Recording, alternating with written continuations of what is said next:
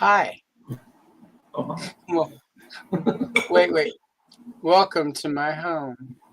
I need to get some Brenda. I need to get some of the Devin Green clips because that would be fun. All right. Oh, completely. Greetings, I like the way everyone. to start. Yeah, we're on live. We're live. We're live. We're live. Let's see. Yeah. Hi, Andrew. Oh, hi. How's it going? You know. Yeah. It's a thing. Um, right off the bat, let's say hello to the chat. Hello, Mint with Card. Who is going to be climbing up and down a ladder. Girl, get those butt cheeks. Good morning, CJ. They're saying hello. Hello, Rhea. Lovely to see you this morning. Greetings. It's a little unhinged. It's fine. Yes, you should. Creativity is good. And Nolan is here. So there we are. And good morning. And we're doing Star Trek today, you guys. The Next Generation. The only Star Trek I liked when I was younger. Yeah, I've come around to a few of them since. I'm going for the gold. I'm getting like the whole shebang. So, yeah, I saw that you have. I saw you have from your break. You're coming back with Star Trek, so I'm like, yeah, synergy. Synergize that operationalism. Yes. Yeah, we got to synergize. Synergy. Yeah, no. It's like it's the thing where like I get the odd message. They're like, "Are you dead?" I'm like, "I wish." Don't we all wish? But yes. Alas, no. I took July off, which means I took August off, which means I sort of took July off. So I'm kind of incognito on YouTube, which is nice, except for like the odd live stream. But I'm like, I just need. Also, the views are down, so I don't see like. There's no point, frankly. Like I'm just like, what am I doing here? So we're back in September. I would have taken a month off, but I'm too OCD about my release schedule. And like, if I don't release things this month, then that means I can't do this thing in this month because that's too much of this one thing. And so if anyone ever wonders why I don't take a proper month off ever, it's because I'm OCD about releasing stuff. So. Yeah, I do find like the pull because there's I mean that's the thing. I'm working through August to get some stuff banked right now, but I'm like I just want to post it, but there's just also no point. Be around. So. But I very wisely, just because I knew with trying to finalize everything in the studio, that I was not going to be it was not going to be as easy to sit down and do film pages. So I crammed in a bunch of September stuff at the beginning of this month. So that, I don't, I can spend the rest of the month working on everything. Because it's the thing where, the long in progress studio, but I was like, I'm just going to make it happen for the stream with Andrew. But then I'm like, but I need curtain rods, I need this, I need that. And it's like, I don't want to be in the space until I'm in the space. And that doesn't mean like the displays all need to, all the toys need to be in the right place. That never happens. You're always sort of rearranging a display, but I need all the furniture items and everything to have a place so that there's enough order. Because then I can just easily during the day when I'm stuck on a long call for work, put the speakerphone on and go sort through action figures and whatnot. So yeah, it's kind of like a nice thing. Like when I do work from home, if I'm like cleaning the cabinet kind of thing, it's like it looks very different than the last time. I mean, not like there's any kind of plan, but I'm just all like, no, you need more prominence. You need. I haven't seen this in a while. This is too far down. Or also like that's the other problem too. It's like I had a bit of a lull with new collections. I was sort of doing, the random toy that would come through, like a Thundercat or something like that would come in. I'm like, there you go. But now suddenly I'm like, there's Ghostbusters, Gem, and Mask coming, and I'm like, now we have a real problem because they need to go. Right. So well, yeah, and that's kind of what I'm running into, because it's like I'm trying to figure out, well, this is going to go there, and this, and I have a bunch of really cool, they're acrylic stands made for like perfume bottles, but they're pretty perfect for action figures. So I'm going to use that for like a bunch of the Star Wars figures. I was going to originally use them for Origins, but Origins are chunky. But also, if I do that, then I can't necessarily display the vehicles and do little scenes, which for me, it's way more important to have sort of scenes for Motu than it is, say, Star Wars. Star Wars, because we all have that vintage Kenner cardback memory of all the figures sort of lined up. It sort of works better in my head anyway. So it does, but there's so many of them. I used to have they've taken over quite a few shelves now, but I have like the entire finally like vintage Kenner collection.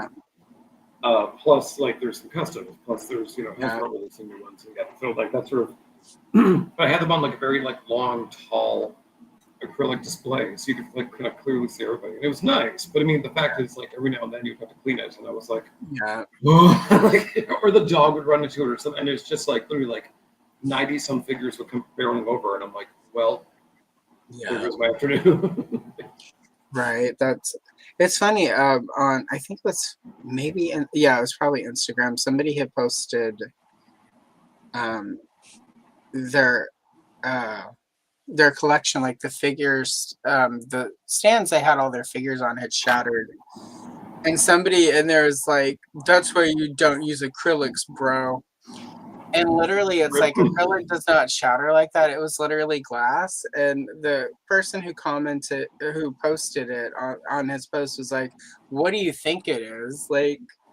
And I'm just like, tell me you don't have actual display for your stuff if you think that an acrylic, it probably would have been a much cleaner it's a lot less dangerous shatter if it had been acrylics, which is why I have acrylic stands for everything, because I am klutzy, and if I'm going to break something, better it be crunchy plastic rather than glass. Oh, completely. I have some like acrylic sort of like dividers. Got the old IKEA glass cabinets kind of thing, but there's some little dividers you can sort of stuff in there to like break them up. So there's a few of those, and like most are fine. There's like Smurfs or Gundams, whatever on there, so like they're not going anywhere. But there's one, there's no brown. But yeah, I think like you can tell they're kind of bending a little bit because it's like I think the X-Men shelf is a little too much for it. Yeah, well, that was the thing. I was like, I need this, and I'm like, no, I need to get everything set up, and like then I can worry about. And 2, hello, Berdazzle, and then 3, Mint with Cards point. I don't know where I'm going to put Mask stuff either. Gem, I got figured out. Unluckily, because the Loyal Subjects is doing, it looks like they're going to do like the core characters. Like, I don't have to worry about trying to track down a bunch of vintage stuff, which is a relief. Because spendy to get that in nice display copies. And same with the Integrity Toys stuff that I look at every so often. It's just like, if I'm going to spend that much, I need it to be actual vintage and not like modern. I know where the gem stuff is going to go. I know it's just the mask stuff that is kind of a...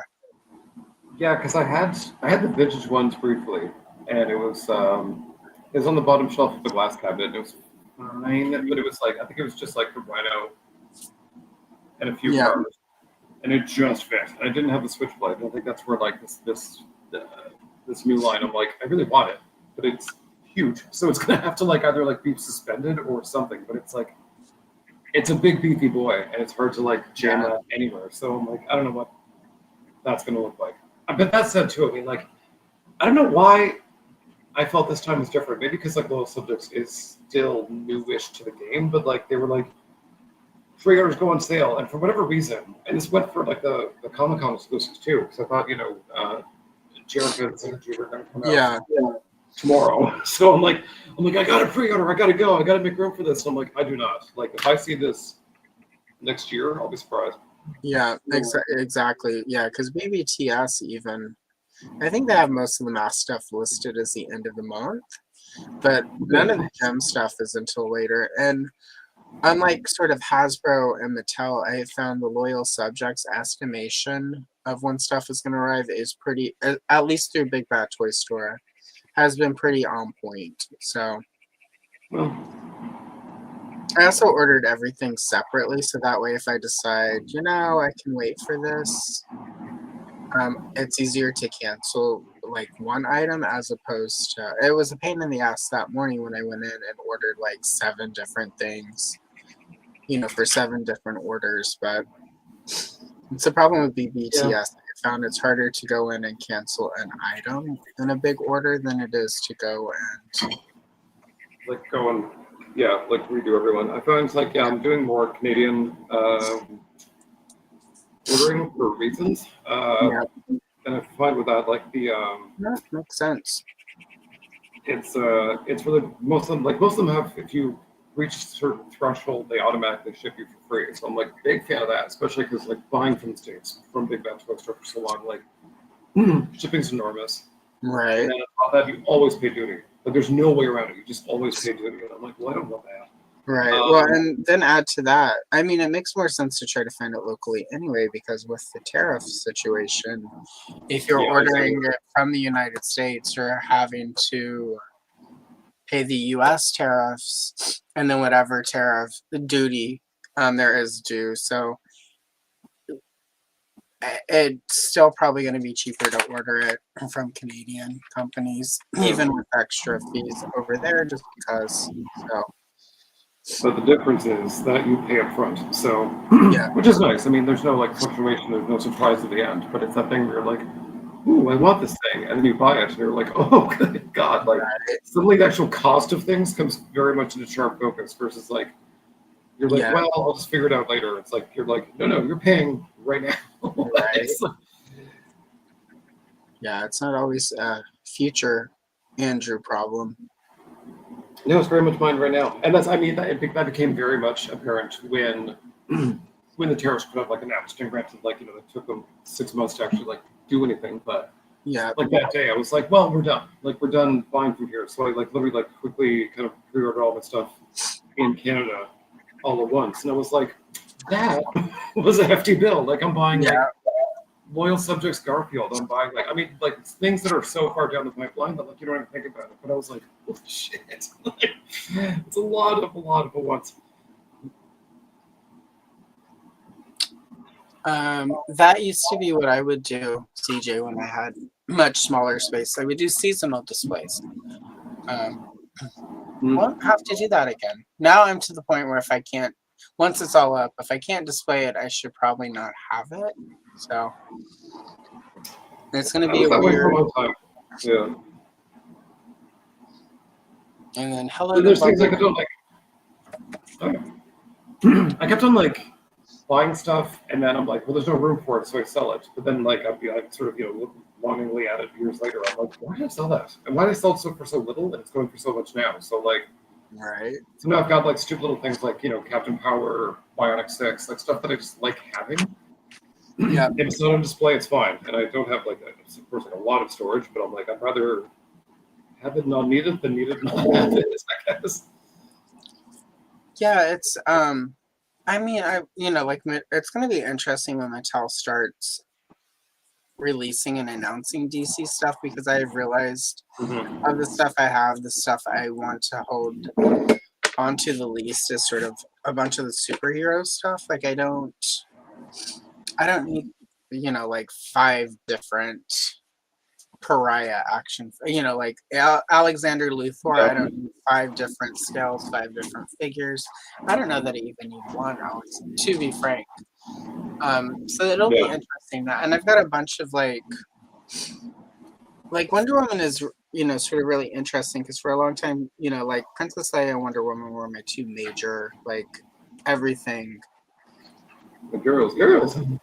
Yeah, and then once DC Direct started doing toys, all of a sudden they started doing a lot of Wonder Woman, and then Justice League Unlimited hit, and suddenly Wonder Woman sort of became a lot more marketable.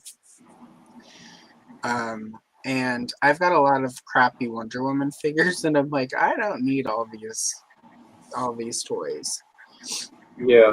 So, and it's like that for a lot of DC. So at some point, like I will probably, especially the Wonder Woman, because I was looking at a few of them, and I'm like, this is just a terrible sculpt. Like there was, I thought it. Oh, sorry. I mean, just with DC generally, like I've been waiting for the next superpowers for 40-some years now, and the fact is, like, superpowers. I mean, like we venerate it because it's like it's old and it's this, but I mean, like that was like the perfect line. It didn't go as far as I'd like, but it was the perfect line for me because it was a correct art style. It was a good smattering of heroes. You got a good little collection out of it. You ignore half of it near the end. Mm-hmm. But like ever since then, like the only thing close was like DC Universe Classics. Yeah. And I kept on buying, like I'd buy Wonder Woman, or I'd buy like The Question, or I'd just like pick up random ones, and I'm like, I hate this. I hated it. I've said this before 1,000 times. Like I hated it in my hands, and I would just throw it out. Like I wouldn't even sell it. I would just get out of here. But then I kept waiting for like the DC line. And I remember like going with what's it called, the Justice League, the cartoon line. That was, I mean, it was incredible. Yeah. I don't have as many as I would like, frankly, but like it's good. It's a great line. But again, it's not. I like DC Classics. For me is an odd line because on the one hand, it did go pretty deep. As I've been sort of unpacking that and sort of unpacking it and then setting it, repacking it into like so that all the DC stuff is together, so that when I start doing the displays, like I've got everything sort of grouped together. What I've noticed though about DC Classics is although like there's some really great characters there, I think for me like, and this is part of I think why Marvel Legends has always been cherry picked for me. I don't like 6 to 7 inch scale for superheroes. I think that superpower scale for me is ideal superhero scale. I think it's just the right size. And I know there are people who are like, oh, but I've noticed part of, and, probably some of it is nostalgia for superpowers, but I had a couple Mego, before Star Wars hit big, it was all about Mego superheroes, right? And as a kid, I had Isis and Batman, Robin. They could never find the 8-inch Wonder Woman, which is terrible, by the way. That's a terrible toy. It's an ugly figure. I've got the reproduction from Toy Figures Inc. For the nostalgia of it, and the Dawn of Troi, which looks like a baby, it has like a baby doll head. But as a kid, I never quite liked the way Mego looked. They always looked really sort of, the hands were always really floppy, and the heads were too big, and they were like. I mean, the thing is, like, I mean, the tagline since Mego went under was like "Embrace the suck." I mean, they're bad figure. Yeah, right. They were the first. I mean, they had sort of like they had to stumble so that they we could get better things later on. But they're bad. They're just bad. They're just poorly, like, and people have nostalgia for them for obvious reasons because that was the only game in town for a long time.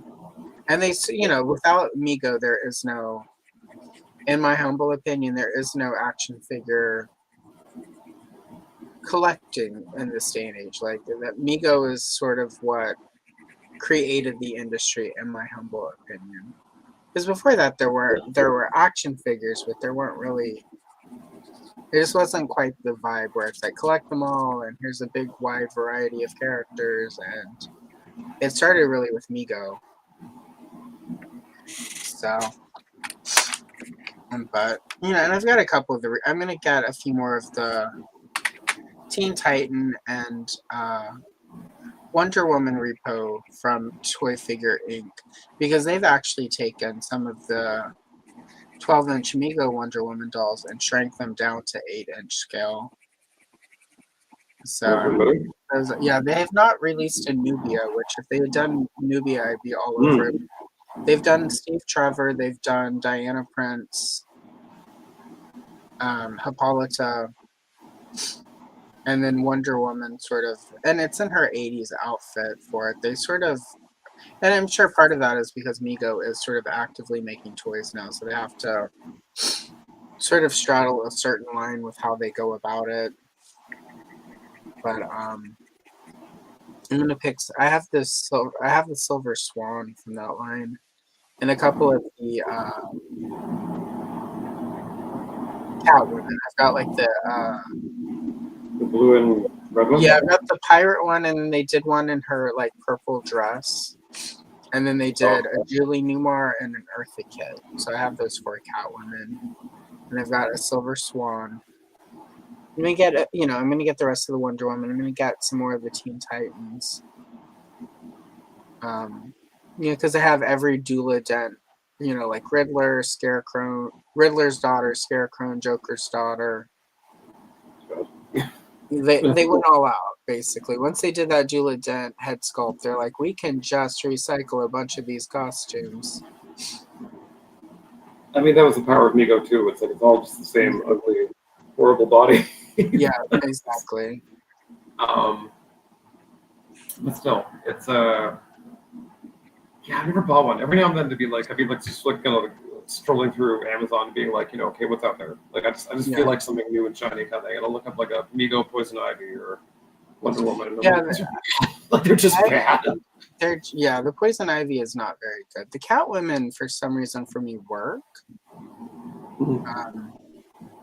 I mean, the bodies are still trash, but the outfits and the head sculpts are pretty good. So yeah, I'm gonna get some of those. But otherwise, for me, it's that 5-inch scale of superpowers is, and Toy Biz did that for all those years for their superheroes. Some of them were a little bit taller, so they weren't always perfectly in scale with superpowers, but I feel like the other problem with, like, say, DC doing, or I guess Mattel doing DC, is that, like, 7-inch has been done to death between DC Direct, DC Collectibles, COD, all that. Here we go, we're getting there. We got 2 of them. But I feel like, I mean, like, nothing. I don't want them to do any kind of like,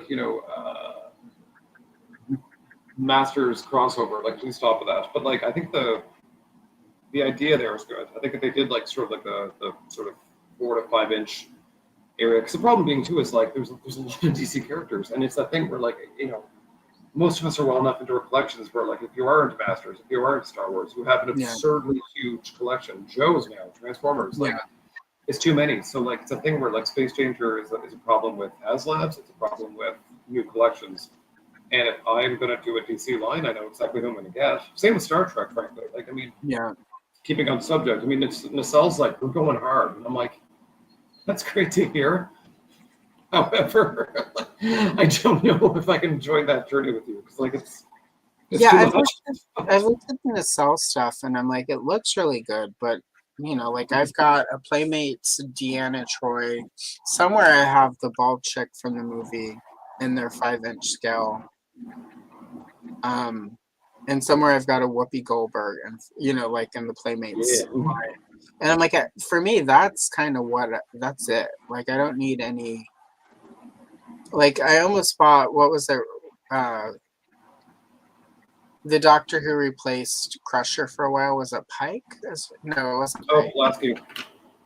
Yes, Pulaski. I almost bought one of those. At one point, I was going to buy a bunch of Beater, Star Trek, Next Generation, Playmates, and do a custom Friday the 13th toy line, because Pulaski would make a perfect Mrs. Voorhees. Yeah, same there. And then the outfit, like, literally just a little bit of Sculpey to create that cable knit sweater and some paint, and there you go. And maybe I'll still do that at some point, but I don't feel the need for more than sort of the 3. I needed I have the Reaction Aurora, so I don't know that I need another one. Like, the goal is, the goal with sort of the cool action figure ladies shelf is to have a good, what I feel is a good representation of like characters I consider iconic or cool, and I don't know that I need a bunch of more Star Trek stuff because like yeah, like I sort of, and that's the thing too. I'm like I think if anything, I would probably get like the next gen crew and walk away. And luckily with Nacelle, they're sort of doing like a wave of wackadoo characters and then like a proper bridge crew. So like sort of like get up to like, and I think that wave specifically will be like gangbusters for them. Like everyone's gonna want that. Yeah. But then you're like, would you like Deep Space Nine? Would you like Voyager? I'm like, yes, I would. I just don't know where. Well, I like this. I did pre-order all of their Wave 2 sectors, so. I haven't yet because I'm trying to buy them in Canada, and yeah. No, they're not here yet. So that thing, like, because I was going to buy them just from Nacelle, and I'm like, support Nacelle, do this, but then like the shipping here was like twice as much as the figures, and I'm like, okay. Guess not. Yeah, I looked into that because I was just like, let me see. And I'm like, that's a little outrageous, guys.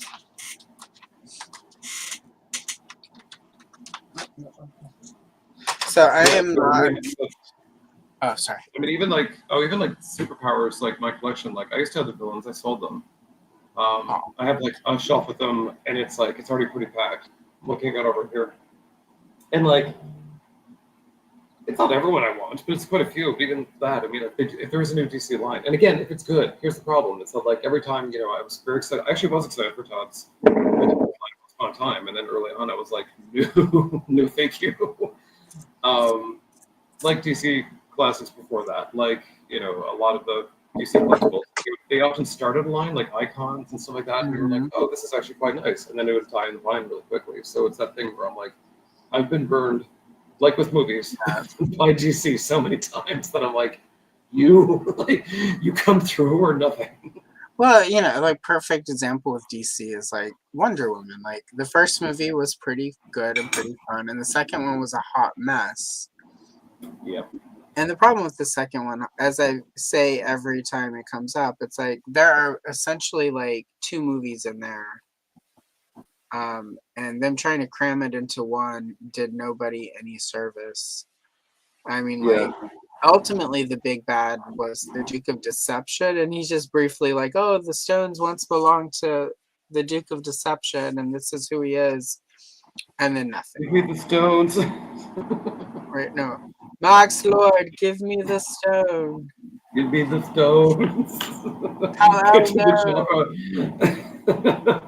Oh my god, I can't stop watching those videos on the everywhere now. I'm in the dog park this morning and I'm talking about like Kal-El, no, and then Snorses from the friggin' Snake Layer, and everyone's like, you're like a broken, like, stop it. You've become so niche. You're talking about Snorses and Kal-El. Really quick, Hella Geek wants you to know your background is super cool. Oh, thank you. And it is real. That is Andrew's rogue costume from. Yeah, I wore this for Fan Expo, and then there's a Snake Mountain back here. And if you go find on Instagram the picture of the rogue cosplay, it was like, if I were going to fall in love with gaming again, like it was my 20s and my 30s. That cake. Yeah. Hello, Alex. Lovely to see you today. Exactly. No. So here's the thing, CJ. I know what her name is, but I forget how to pronounce it. So instead of like Ilya or what? Oh wait. I'll just pretend. Oh, Ilya. I'll just do the Gal Gadot. Ilya. I need the stone. The world is in danger. Kal-El, no. Champagne to fill the Nile. Enough champagne to fill the Nile. Oh my god. It's funny because when I went and saw Death on the Nile, I was like, you went to see it? I did. I love Agatha Christie. Fun fact. In 8th grade, I read every Agatha Christie that my 8th grade teacher had on the library shelf. I've got a pretty sizable small collection of Agatha Christie. I've got 17 different versions of the story, and then there were none, which includes a few copies of the racially insensitive titles that has had over the years. None of the ones that have our gradations very different. Yeah.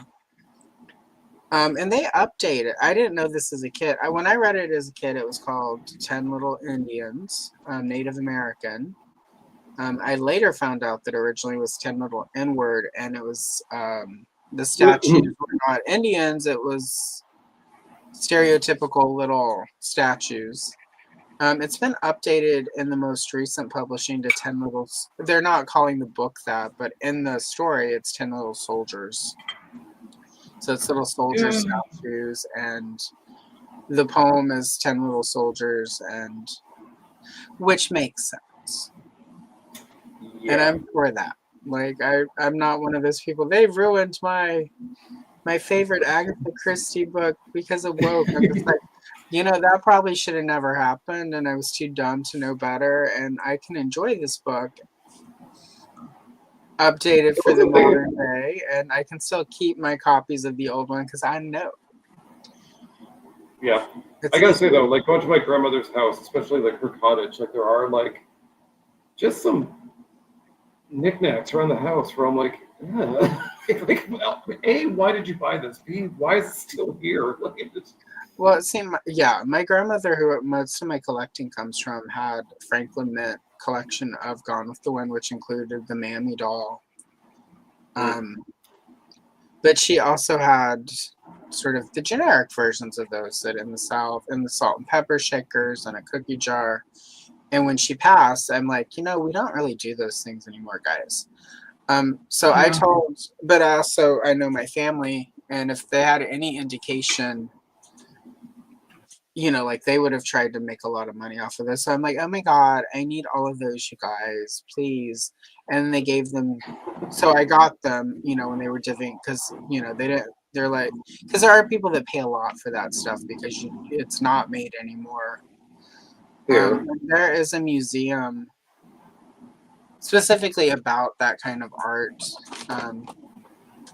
by Black people for Black people, and you can make donations, and they take care of it appropriately so that it's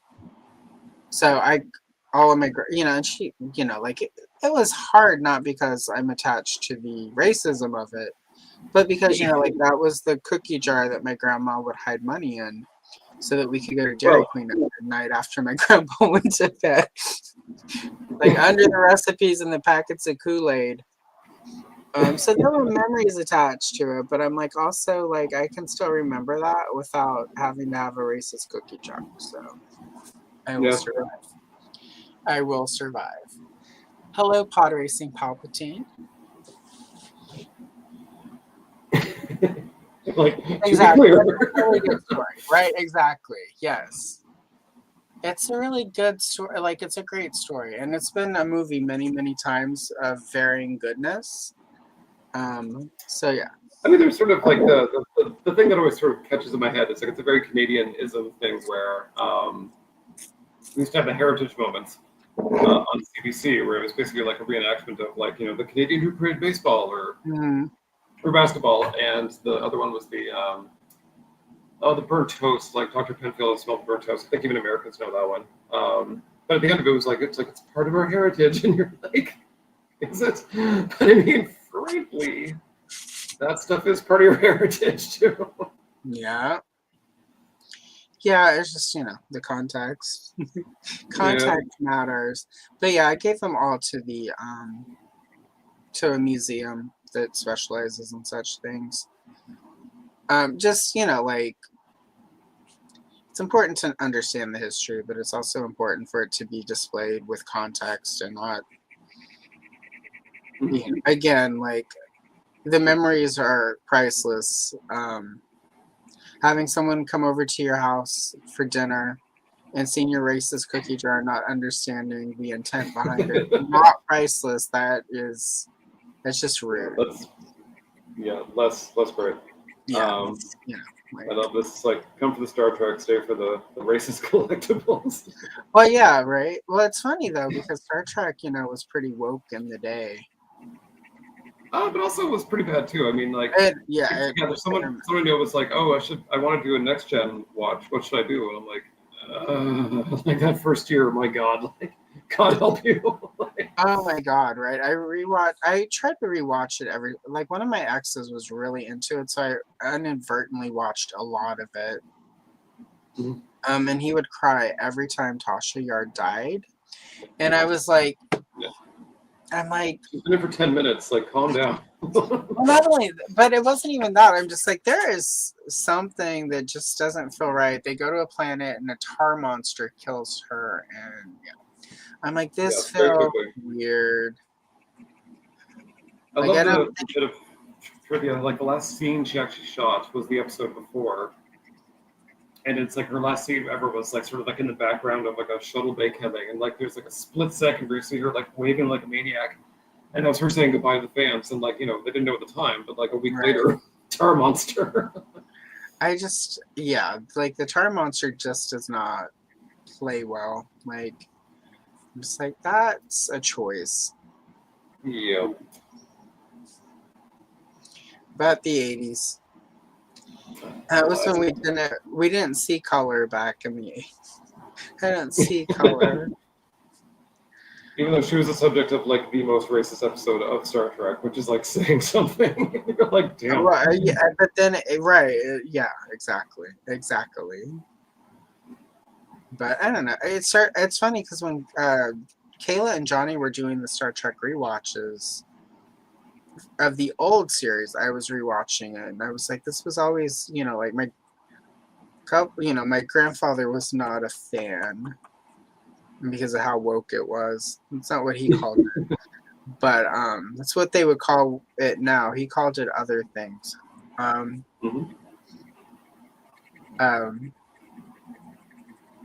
But when I was rewatching it, I'm like, ooh, that's no. Like, no. Yeah. No. You're right. This is not aged. I'm going to need all the champagne to fill the Nile to make it through this first season. And I wish they would get back and finish it up, because it was nice to watch them knowing that like I could then go and jump in the chat and like vent about like, oh my God. This thing happened, and you're like, okay. It was progressive. It was like, it was all written by mostly, not entirely. Lucy Fontana was like the main. But that's the thing, it was progressive for the time, and now like it was white men in the '60s being like, we're so progressive, and you're like, yeah. Well, it's good to see that how we've evolved, but there, for me, like a lot of what sort of falls flat with, well, not flat, that's the wrong word for it. What like is cringe? What's part of the language of the children? What sort of is cringe about it is that like the lack of consent. Like there's so many stories where there's no consent, or the age gap is weird, or it's weird. Or like one thing is like between like what happened to the actress and what happened to the character of Yeoman Rand. It's like it's both ugly, but like even that one episode where like she gets R-worded, and then they kind of laugh about it at the end, and you're like, did this just happen? Yeah, they're literally laughing at her like, silly woman, and you're like, how it was. Like, oh, that happened. You're better now. We've rescued you. You're fine. Like it's. Am I? Like. Well, like you had to be. Like my grandmother was the one with the cookie jar, who I adore, who is why I'm a collector, but also obviously had some issues. But she was bipolar before it was bipolar. She was bipolar before it was like manic depression or a known thing. And like she lived with like mental illness, and like, but she lived at a time where if she had said anything, she would have just ended up in the funny farm, where they would have like Sylvia Plathter with like like, what is it, where they chop out part of your brain? Oh, the The lobotomy. I was gonna say vasectomy. I'm like, that's partially true, but also, I mean, like switching her, she would have been like, they'd say like, oh, she's hysterical. Like, it's the woman disease, and you're like, well, my aunt too, and this is one of the many things my aunt and I hate each other over, because my grandmother was not a great mom. Surprise. You know, in the 50s and 60s, with undiagnosed mental illness that would have gotten her, you know, thrown, you know, locked away and lobotomized. She wasn't a great mom.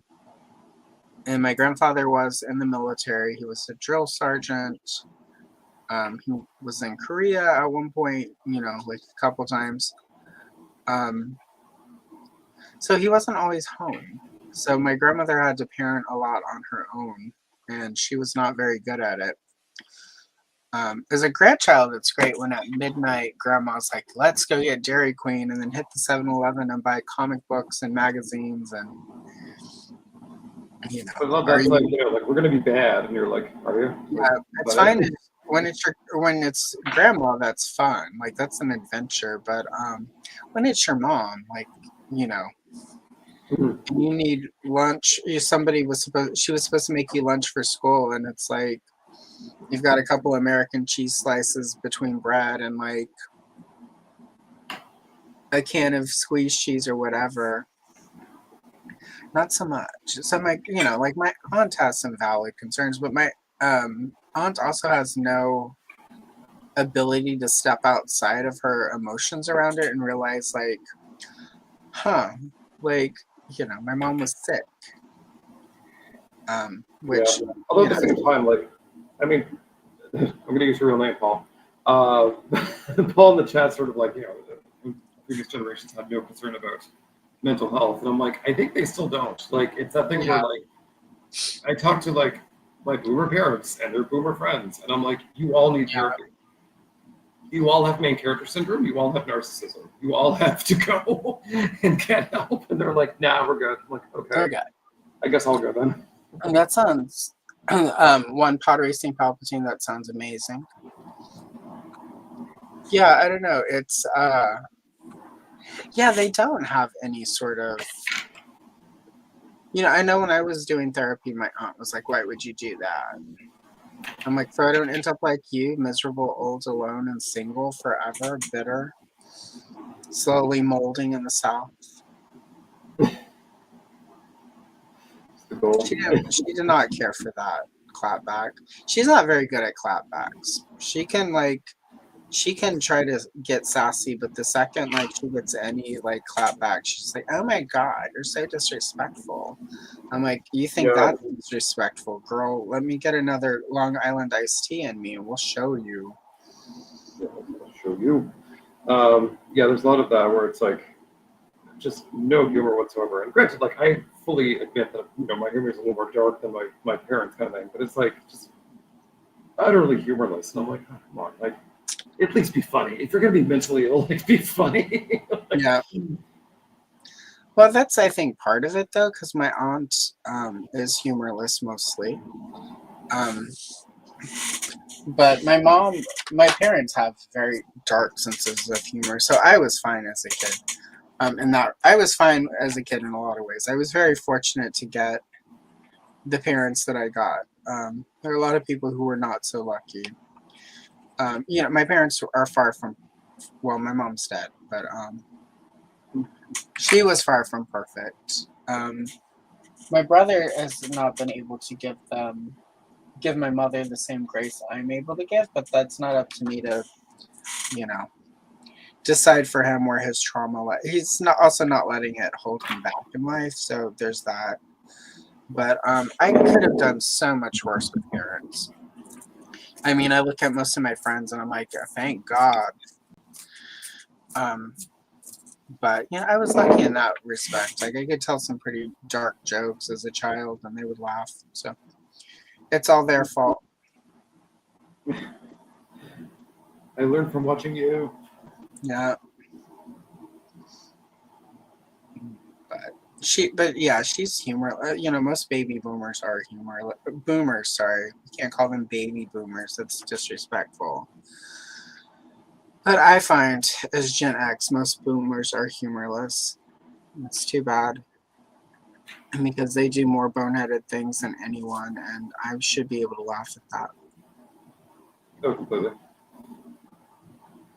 Okay, so this is a horrible story about my aunt and my mom. I don't know if I've told it to you before, and if I have, I apologize. But it's hilarious. So, my aunt is just a bitch. We've gotten that out of the way. It's a proven fact in channel lore at this point. My aunt is set the scene. If you remove the A from aunt and replace it with the C, you get exactly the perfect descriptor of my aunt. And she did not appreciate that when I told her that too. Anyway, though, when they were children, if your baby teeth were still in, but you had cavities, right? Because there's no fluoride in the water back then. They would just give you your fillings you get silver teeth basically, like a James Bond villain. So my mother and my uncles started calling my aunt Sylvia because of the silver teeth. So now anytime we get into an argument and I know there's no reasoning with her, like you always reach the point where it's like, this is pointless. It's going nowhere. I need her to go away. But she's not going to unless I hang up, and I will not give her the satisfaction of hanging up on her. So I just will call her Sylvia. All right, Sylvia, thanks. That's usually when the first time it happened, she hung up because she didn't know how I knew that or whatever. And she hung up. And then she called right back. I got disconnected, sorry. I'm like, oh. And she's like, what was that name you called me? Oh, you know. And 100% I was like, well, Mom was telling me, and then that's as far as I got. She lost her shit right there. I'm like, I've won. I win every time now. There's no argument I can't win. We had an aunt. She was a bitch too, but she was like, it's from like the oldest of my father's brothers kind of thing. So like, it was just so far removed from all of us.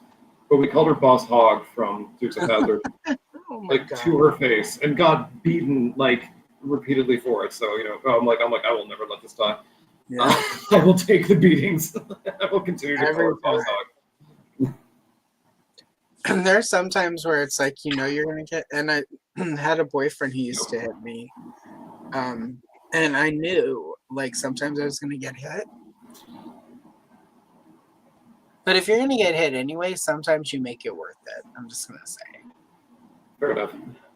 Oh, nice. I was in Louisiana and Texas. I've driven through Alabama once.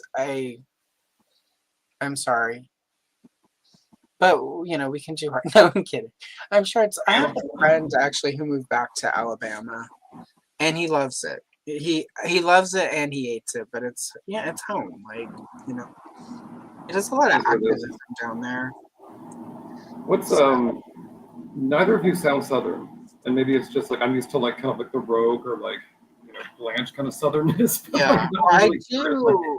I do if I've had too much to drink or if I get super angry, or sometimes when I get really tired, it will start slipping out. If I talk to another Southerner, it will happen. Like when Aaron the Toy Enhancer was still doing toy content and he came on here sometimes. By the end of it, I would start sounding Southern. If I make the mistake of watching Swamp People, because that's really close to where I grew up in Louisiana, if I'm not careful when I say the word alligator, because it turns into gator, because alligator, and you got to watch out for them gators out in the marsh. It'll kick in, but usually I can read. It's just that thing where it's sort of like Nicole Kidman generally talks in an American accent, and when she's there, she's there. Charlize Theron talked about it too because like she grew up speaking the Afrikaner language. But she can't really do the accent anymore. Like she just has sort of the Americanized voice she learned how to speak with. But and it's hard for her to slip back and forth once it's there, but once she does, it's all over. So yeah, I mean it comes out from time to time. They're like crayons. There's no way to say the word I've discovered crayons without some portion of the accent coming out. And I say it quite. Oh, sorry. Oh, sorry. I get like the.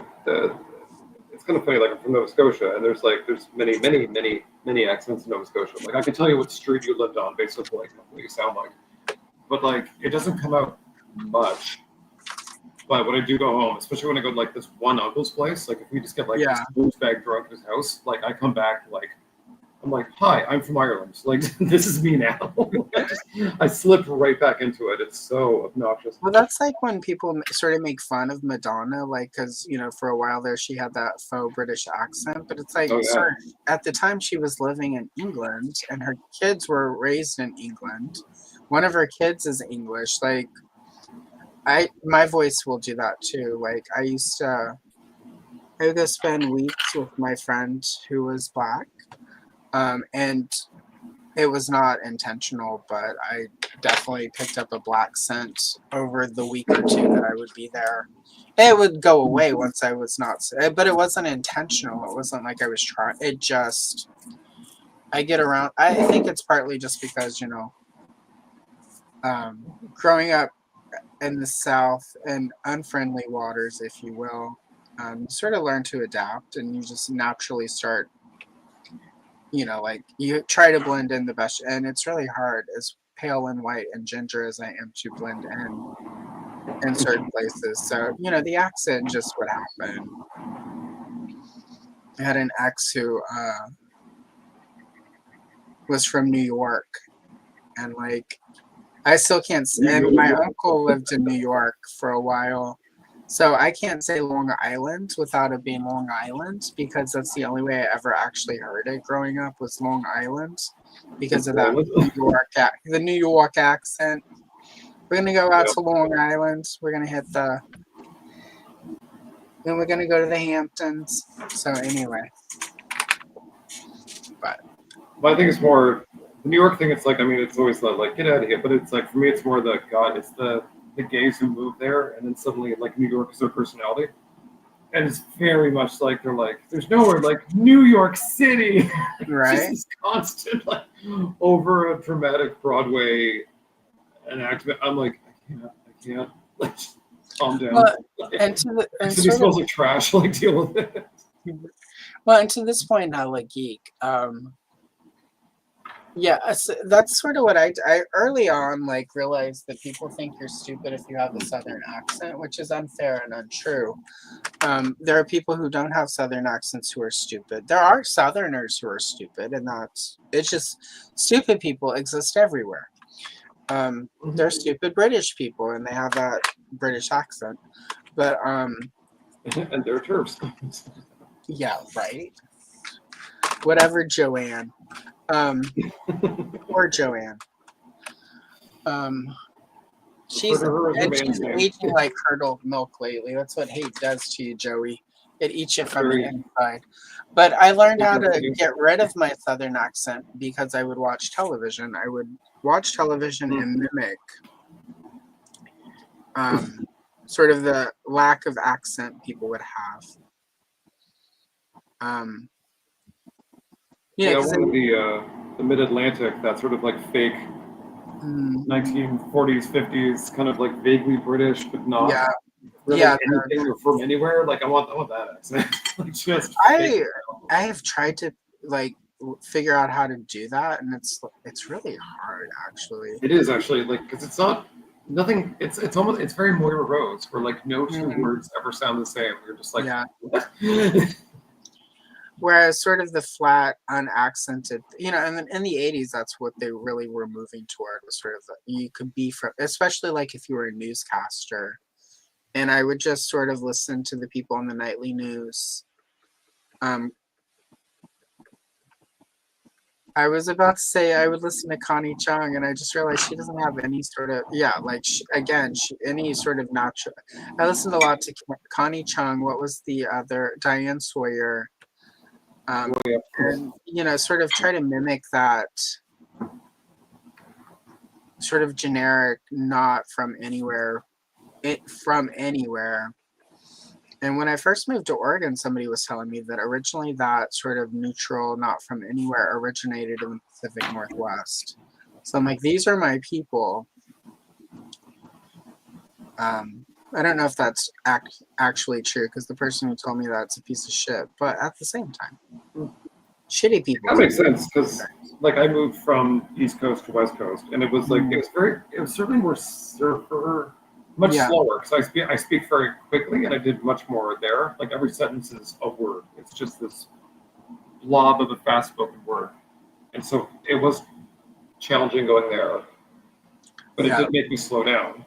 And now I've got this like, what I sound like, I guess Canadian to American ears, but I'm like, yeah, you have the neutral. I consider it the neutral Canadian, where it's like it's there, but it's not there.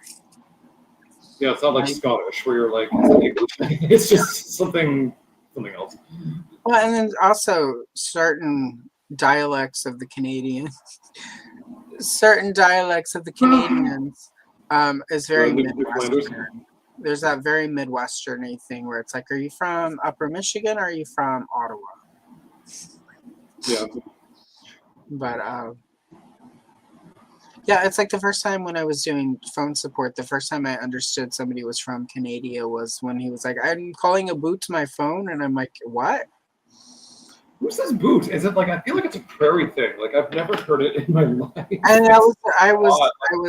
I was, you know, and it's like I had heard about, you know, sort of jokes about Canadians, but I, you know, like we got a lot of calls from Canada, and I was like, you know, like, and this guy was calling a boot his phone, and I'm like, hold on, James Bond, because I was very sarcastic. I was probably drunk that day, among other things. It might have been snowing that day in the bathroom. Took a lot to get through that job. Climate control, baby. The early 2000s. Yeah, that was like 99, I think. Yeah, 99, 2000. It's a crazy time. Anyway, yeah, I was like, hold on, James Bond. You're doing what with your phone? It was like, not appreciated. He did not appreciate my humor. Or the call line, I can't imagine. Yeah, like, he would get mad. Like, he had to call a lot, too, because he didn't know how to use his phone. He would get mad every time he would get me. I'm like, well, I can put you just back in the queue, but I'm the only one working right now who takes calls from Canada. He was like, one time, he's like, does everyone down in Texas ride horses and wear cowboy hats? I'm like, not all of us, most of us, though. Yeah, it's shocking. I mean, it's not, I don't know how prevalent it actually is. I mean, certain parts of Texas for sure, but like in Austin, where I was living at the time, it's pretty like. Oh yeah, no. Austin's probably like the blue city in Texas. Yeah, it's pretty blue. But I mean, even that, like, cowboy hat and, you know, riding horses is a really specific thing. It's like how not to me. I mean, the Calgary Stampede happens every year, and it's not like Calgary's like. I mean, it is our Texas in the sense that they're like oil and evil, but like they're not like they're not wearing cowboy hats to work. But like during the Stampede, you swear to God, it's like going to like a cowboy drag show where everyone's just in like the most cowboy outfits. Yeah, I mean, they're definitely, you know, like I went to school with a girl who was really into rodeo, and she's like the state rodeo queen a couple times. She didn't wear her Western wear and her cowboy hat to school. Like, she just wore like regular sort of 80s just chaps, like every day. Just chaps everywhere. I mean, sometimes she'd wear the costume. Like, if she were like leaving school to go to an event, then yeah, she would come in her cowgirl drag. But otherwise, like, she just, you know, jeans and day glow like everyone else. Just put her bra on one boob at a time, like everyone. Yeah. Oh, that would be fun. Gotta love it. I wanted to do that when I used to draw doodle hunting. I would do that a lot, where I would have like super fierce like storm guy in, and I would do like I think I did Psylocke Jean. I did Psylocke Troi, so we could do like the gray uniform, but like super like wedge, you know, 90s long butt. Yeah. And I think Jean was Dr. Crusher. Xavier, of course, was Professor X. Worf was Bishop. So we had like the Klingon head, but like that majestic mullet Bishop head. I'm hoping I still have it somewhere, but at one point, one of my sketchbooks, I had an entire redesign of Strawberry Shortcake, where it was one set was as if they were characters from Daria, the cartoon, and there was another set where if they were Sailor Moon. And then I had one where I reworked Sailor Moon so that she looked like an Archie Comics character. That'd be fun. Which is kind of like American version of anime, to be honest. So it wasn't that big of a rework. And that was when I was sort of digging around when I realized that Sailor Moon, because when I first found Sailor Moon, I'm like, why is it a white girl in this Japanese? And then I found out, no, Sailor Moon is Japanese. She just has blonde hair. Yeah, that was startling as a Westerner, because you're like, I think it's the blonde that trips you up, but then you're like, blonde and the blue eyes. Half the girls have, yeah, but I mean, half the girls have like green hair or blue hair, so like, you can throw logic out the window. Like, it doesn't really matter. But well, like, right, still, it's a very sort of Western way to think about it. Like, we're like, oh, she's white, that's cool. Whereas then when you realize, no, she's Japanese, she just has characteristics that we assume would make us assume she's white. So, in other words, don't assume. Sailor Moon. But it was like when we all. Oh, sorry. Oh, go ahead. I was just gonna say it was like when we all found out that Hello Kitty is a little British girl who thinks she's a cat. The guy, the speech professor on Instagram, who does a video on that, I watch it like at least once a week because he's like, you know, the interviewer asks like, "Oh, is Hello Kitty a cat?" And the guy pops in like, "Yes," and then the creator's like, "No," and he just goes on this full like meltdown about it because he's like, "It's a cat. She's a cat." But the worst thing is like she keeps talking about how she's a little girl who lives in London despite all evidence that she's a cat. Yeah. And then she's like, "Oh, she's only 3 apples tall," and he's like, "Do you know what's 3 apples tall? A cat." Like, just stop like gaslighting me. Yeah, it's really odd, but yeah, my friend Giselle lost her mind. That I mean, like not in a bad way, like in a hilarious. Like for 3 weeks, she would send me messages, and, you know, like, oh, and this is gonna happen. Oh, by the way, Hello Kitty is not a cat. Well, yeah, like they were saying, you like teaching of their kids, and you're like, "Oh, is that a cat? Like, what world are we living in?" Like, no, that's not a cat. This is my biological cat, Steven. It's a little girl. Her name is Kitty. So. She looks like a kitty, but it's a kitty suit. Is that it? And she's 3 apples tall. 3 apples tall. Yeah, that's a tiny girl. That's a baby. Stop trying to make her a cat. Why would you think she's a cat? Oh my god. Stop trusting your eyes and all visual cues that she's a cat. Stop being so weird. She's not a cat. Oh my god. I can't believe people thought that. I can't believe I'm having to correct this. Oh, I don't know why that was the voice that happened, but that's just what I imagined. I've even seen the video where she says that, and she does not talk in that voice. But that's just what I imagine. She's like, it's big, like, because I watch, like, I think at some point soon I have to go adless YouTube. Like, I gotta pay the piper. It's just like, I think it's affecting my mental health because you're like, you literally watch like a minute of YouTube. That's we're on YouTube right now. Yeah. And they're like, "Would you like a car ad?" And I'm like, "What? And this like I'm like, what?" Yeah. And then like, despite the algorithm, the stuff they send me is mostly like online gambling and cars and like the odd like adult diaper. And I'm like, this is very much a read on me and my age. But they're like, you're old enough. You need diapers in a car, right? I'm like, you're not wrong, but it's just getting to the point where like I'm going crazy here, sort of thing. So I do have to go and pay the piper and be done with it. But yeah, I finally did that on YouTube specifically, and partly it was because I have an ad blocker on my computer for my browsers, and I kind of have to do that because a lot of the ads have like. Not just like, you know, tracking software, but some of them actually have, you know, like there are ways that malware can get into your computer through ads, through legitimate ads, just because they're so crappily set up. And because, you know, I work in insurance and have access to patient history, I have to be super careful about privacy and HIPAA and what, not having people's information show up on the dark web. So I just went ahead and paid. I include sort of every month when I get the receipt for the paid, I stick it in the file of business expenses. I don't know if it's going to work because it's been less than I started in January, but we'll see when it's tax time next year. Yep. But I will say, like, it makes a huge difference, and how much I enjoy YouTube. Yeah, because I find I'm just getting mad at YouTube, but I'm like, this is not the point of this. And also, like, how many hours of ads have I watched? Like, especially when they don't. I've not bought anything from like who's paying for the who's this for the benefit of, like, suckers? Yeah, I don't. The ads on YouTube are also pretty odd. So, all right. Mm-hmm. Yeah, like I don't. It's funny because during the political season, I went in and set a setting so that I would never see political ads, right?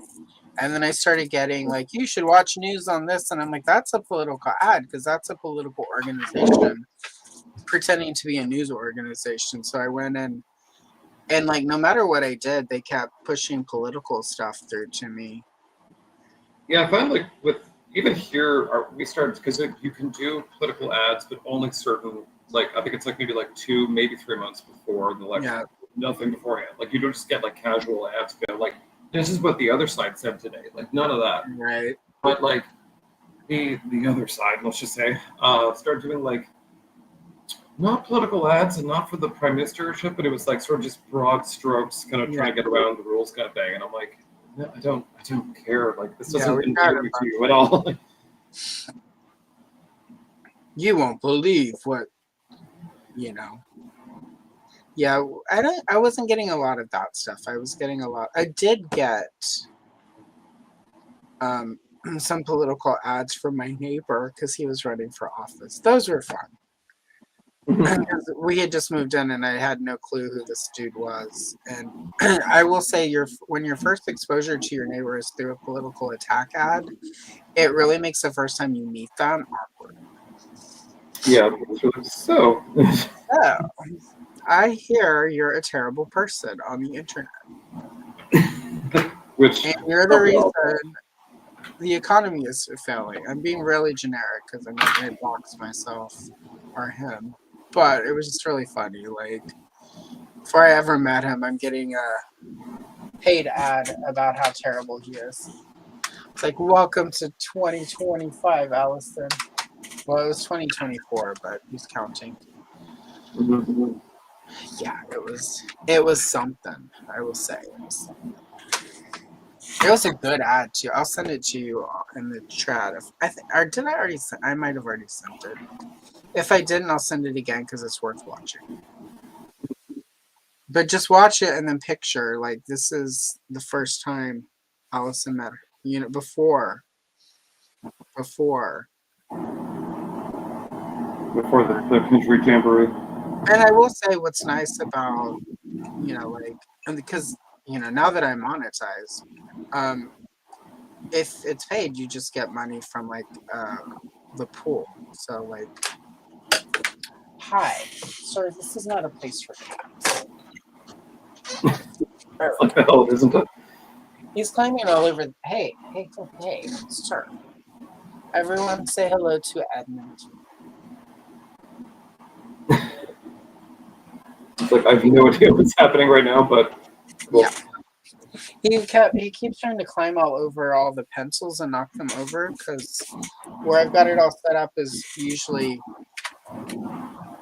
where I film stuff, but because I'm not sort of blocking it off, he's all like, let me climb all over that and knock everything over.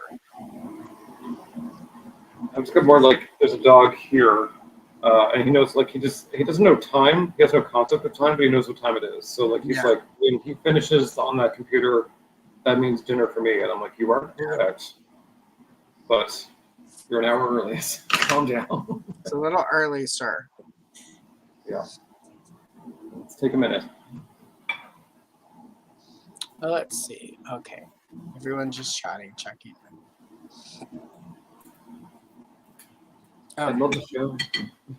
They're just connecting really quick. Yeah, if I can find, I'll redraw them probably before I would share them anywhere because they're like 10, 15 years old. I haven't improved that much as an artist, but I've improved enough that 10, 15-year-old sketches probably not going to happen. Yeah, I used to draw a lot, and it was pretty good actually. But then like Bruce Timm came along, and I started just doing Batman animated style, and now I'm like, like it's a little derivative now. So I just don't. I was pretty good, and then my school district didn't have art classes in high school, so I had a really good art teacher for all of elementary and the equivalent of middle school because we were too small to have separate middle schools. It was just like through 7th grade was elementary, 8th grade onward was high school. So once I got to high school, I didn't have art class anymore, which is frankly when it's really important, you know. And so at that point, I just started copying out of comic books, and my favorite, of course, Wonder Woman. It was the late 80s. I was picking up back issues, so my entire learning how to draw is from comic books, and it was from George Perez. Not bad, right? Yeah. But also Don Heck, because I was like he's one of my favorite comic book artists, but he's not the best. Like especially once he got to Wonder Woman, he was kind of old and sick and had given up mostly. He was there for the check at that point, which makes sense. He was old. He needed the insurance. And then my job right now.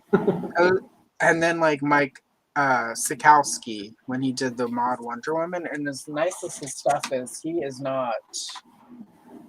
If you look at Sikowski's stuff, he is not anywhere at all accurate to like anatomy and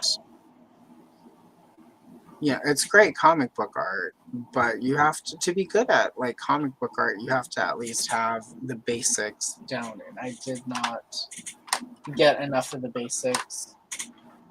So that is partly why I don't draw a lot, or at least that I show anybody, is I have been watching YouTube tutorials and I found some of my old art books and I have been trying to like, and I took a long enough time away from drawing that like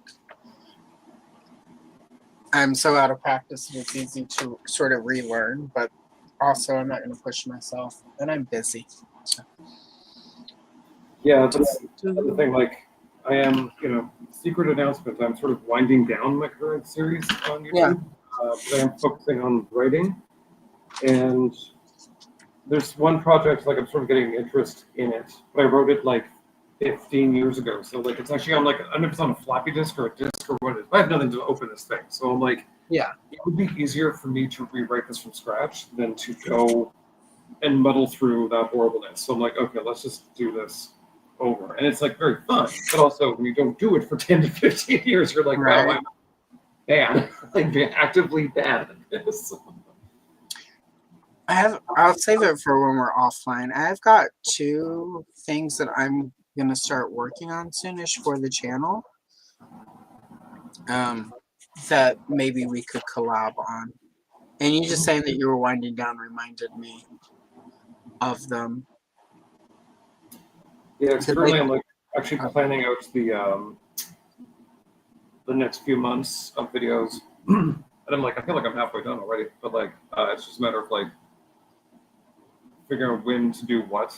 I think Superpower is going to be the big finale because that's been my favorite to do.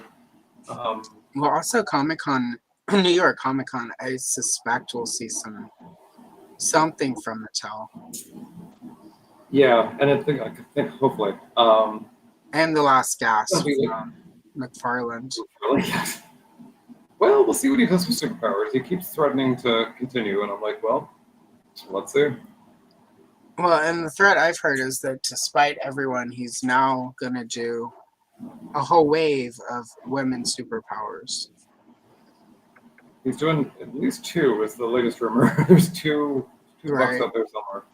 So we'll see how this goes. If he actually does get the go-ahead to continue. Because, I mean, Mattel might not be like... Because that was the thing. I mean, when Mattel was announced as the license holder, everyone's like, you can do superheroes or superpowers. And, Was Mattel interested in that? Probably not. Like, I mean, frankly, Todd did do quite a few of the ones that we were missing back in the day. We do have, Lobo and Animal Man and Blue Beetle, and so like, yeah, it's not that many to do. Like, he needs to do a lot of women and a lot of villains. If he wants to but we also know how petty Mattel is, based on how often they've gone in and redone. And they've redone almost every He-Man figure that Super 7 did in Origins. Yeah. Like, there are a vast number of characters they have not redone, but almost everyone that was like an original character they have redone, which is partly to secure the copyright. Yeah. Because the Super 7 releases a character called, say, Geldor, right? And it's on Super 7 packaging. They partly could easily go in and secure they can't release the character but they could name a character Geldor and release it. That's why I think everyone, whenever Duplicat came out, they were like, oh my god, they're ripping off Joe Amato's design. But at the time Joe Amato designed that character, he was at the time doing a lot of freelance work for Mattel. And it's possible at the time he designed that they weren't interested in the character. Or he did it just in his free time, but we all know how corporations work. So by them going in and actually officially releasing the character, they basically have secured a trademark and copyright on the character. Yeah. I mean, I don't think he has the money to sue, to sue them. But he that's part of the thing too. Like they know that as well. They're like, what are you gonna do? Come after us? Yeah, so they're super spiteful, and I would not be surprised if just out of spite, because McFarlane is a thorn in the side of a lot of the bigger toy companies just because of how he operates. I would not be surprised if, even if they don't call it superpowers, if they didn't do some sort of retro DC line that's basically fills in the blanks, but also is way closer to the vintage super, because there are a lot of things McFarlane did that aren't actual, they're slightly out of scale with the vintage superpowers. They're not. Mm-hmm. It's not quite right. I mean, Mattel would actually pay Toy Outer to be like, do it better, show them up, just out of spite. Exactly. Not for quality control, not for the fans, just for spite. Just for spite, just to prove we're still Mattel. Look at us. Yeah. Which is kind of petty and stupid, but at the same time, as long as I get cool toys, I don't let the toy companies shit on each other. As long as I get cool toys. That's about it. I mean, frankly, would I do the same? Yeah, maybe. Oh, I absolutely would. I would 100%. If I worked at Mattel and I were getting DC, the first thing I would announce is superpowers. And we are redoing the classic original 12 plus 4 more. Oops, all women wave. Just to piss them off. Our extra 4 will the numbers. They're like, look how much money we made. Extra 4, Debbie Domain Cheetah, 80s Catwoman, Black Canary, and Hawk Girl.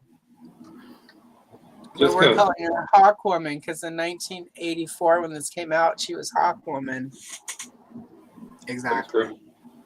Even though Hawk Girl is probably more known thanks to the cartoon. Yeah, well, Hawk Girl is definitely. But she was Hawk Girl up until the 80s when they made her Hawkwoman. But that was partly also to differentiate her from the Golden Age Hawkwoman who was in All-Star Squadron.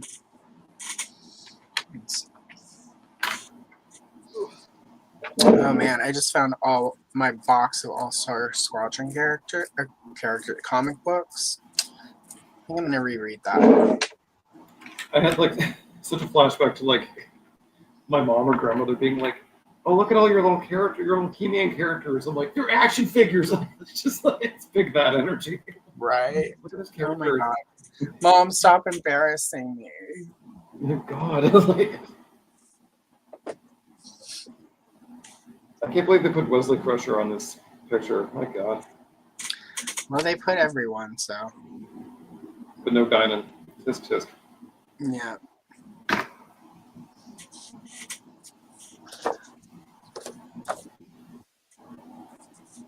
Interesting.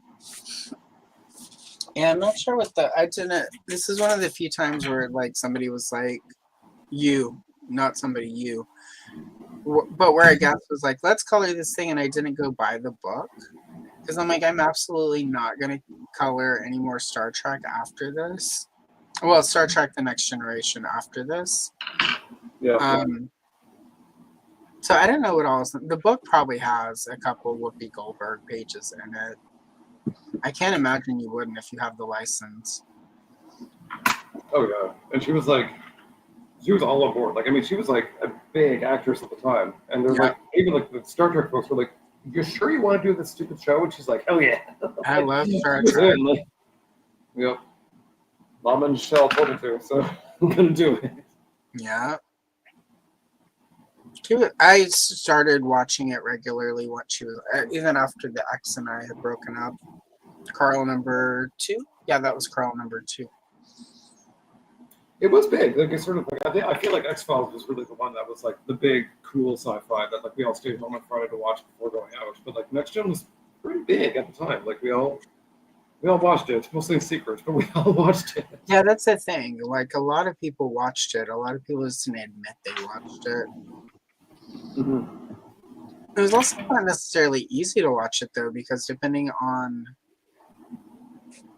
like the market you were in, like where I lived when I was in Louisiana, it came on like Saturday at 1 p.m.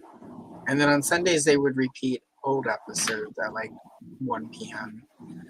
But when I would go to Texas to stay with my grandparents, it was on Saturday night at 7 p.m. Because they didn't have a Fox affiliate. So there was no like Fox Saturday night, which was too bad because that was the era of women in prison and Beans Baxter. Yeah.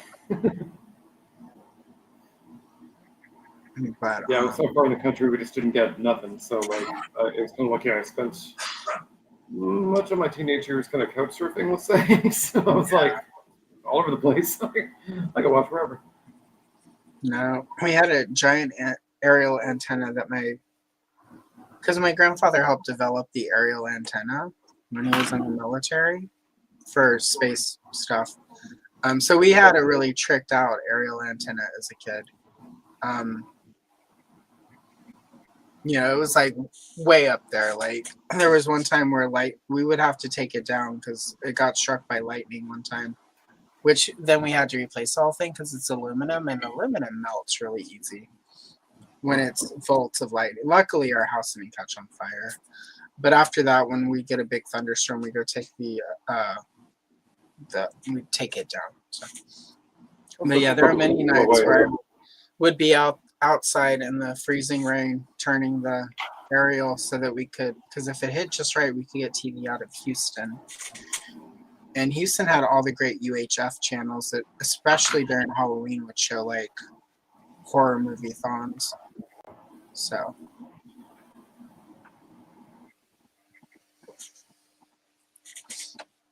But yeah. So I don't know. It was just weird though that like the next generation. I think that's part of what hurt it was that there was no sort of set time. I think it would have been much bigger. Like if everyone could have watched it at the same time. Yeah. And that's part of like the benefit of streaming. It's not like even like say Star Trek now, like you're like, okay, like when it's on, like this is this is when it's on across the earth. Like this is it. And also this is where you watch it kind of. So it's handy enough in that way. Yeah, that's the only way that works. Whenever it's like it's on 2 p.m. here, 3 p.m. there, and you have to be at your house or know how to program a VCR, it's just not a thing.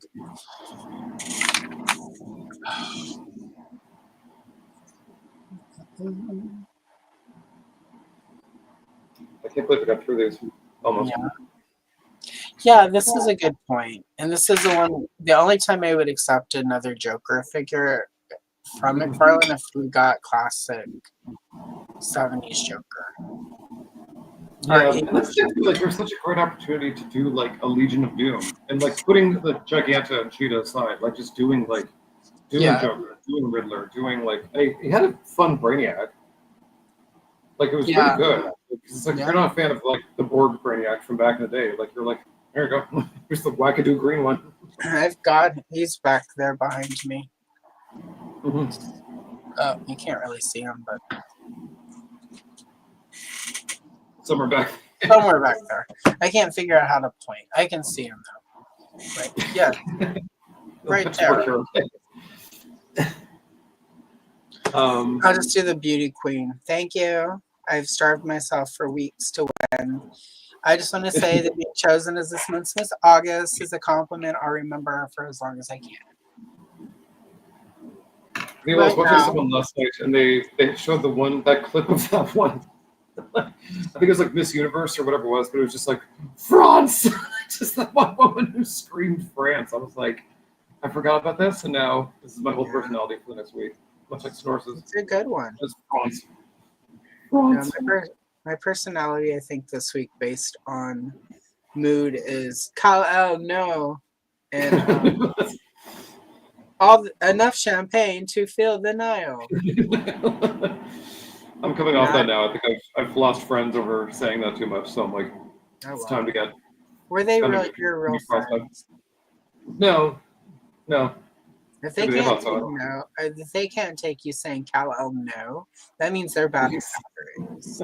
72 times in one evening. I'm like, what are we even doing here? I have to listen to stories about your shitty kids, but I can't say Kal-El no. I see how this is, Brittany. I see how this is. Yeah, we are not the same. We are not. This is why, Brittany, nobody returns your calls anymore, and everyone leaves your messages unread. Yeah, it's deleted. Also, nobody wants to listen to you talk anymore about your protein drink that you take. We all know you're on Ozempic. You're on Ozempic. Stop pretending otherwise.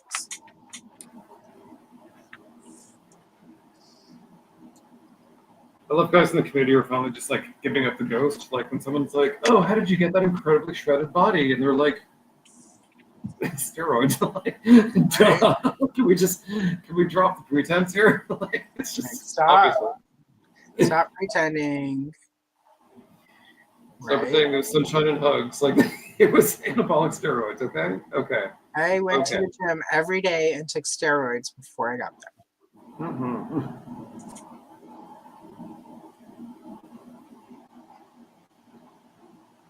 Alright. I think I'm looking for like the random shoe I missed or a boot or something. A boot.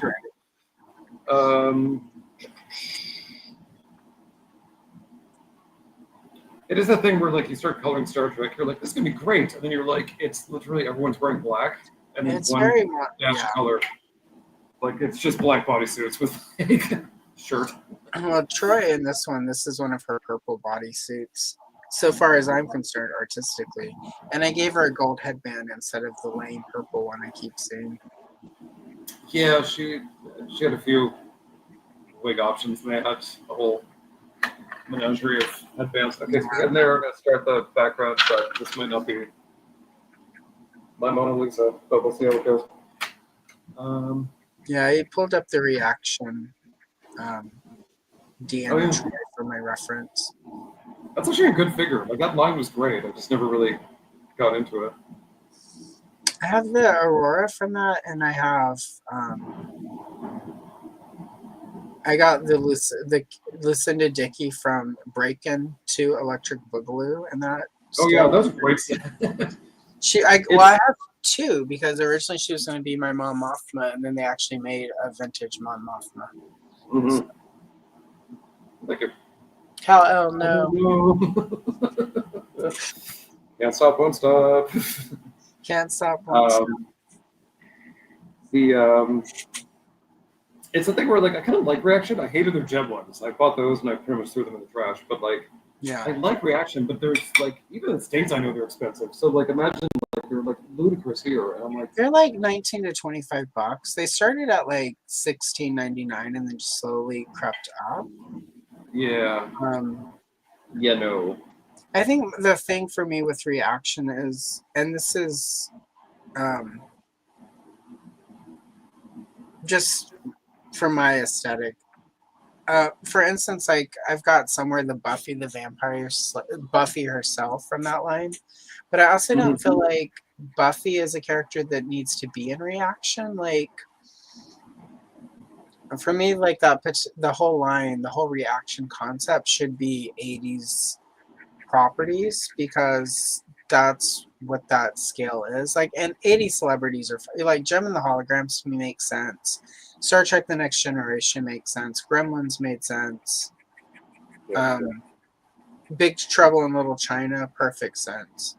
Buffy the Vampire Slayer should have been like Toy Biz scale, like, because that's, you know, like a retro figure of Buffy the Vampire Slayer to me should have been like 5 inches and like overly posed. And I get like the concept is like, hey, we're, you know, doing them as if they were 80s property, you know, but I don't think it works for non 80s properties for me. Like, that's the thing. I mean, like I would like to see, you know, like the other Star Treks or like the actually they did have 90s figures. That's the other thing. mm-hmm. But yeah, like Buffy's like do them like Ninja Turtles or like Star Trek, like sort of like cartoony proportions.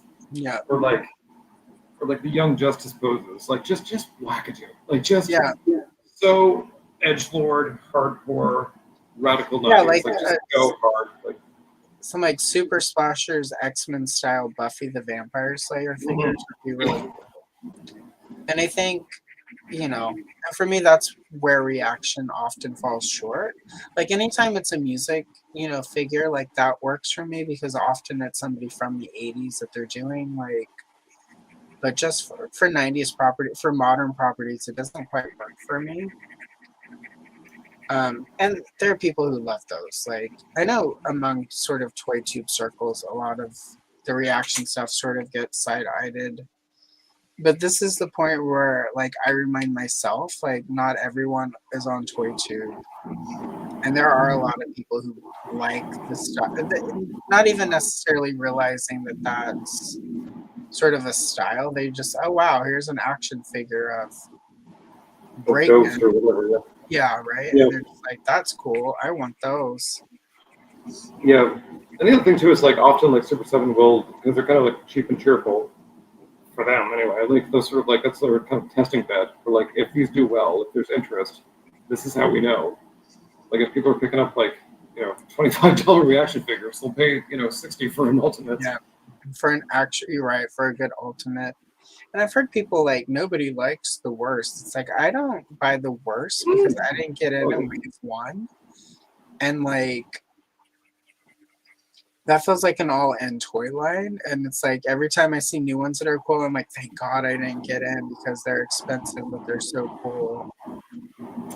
Yeah, and the thing is, like, there's the other one, like, there's just, like, they're fun villains. Like, the kind of like the, let's call them the German outfit with the brain in the jar. I'm like, this is a great figure.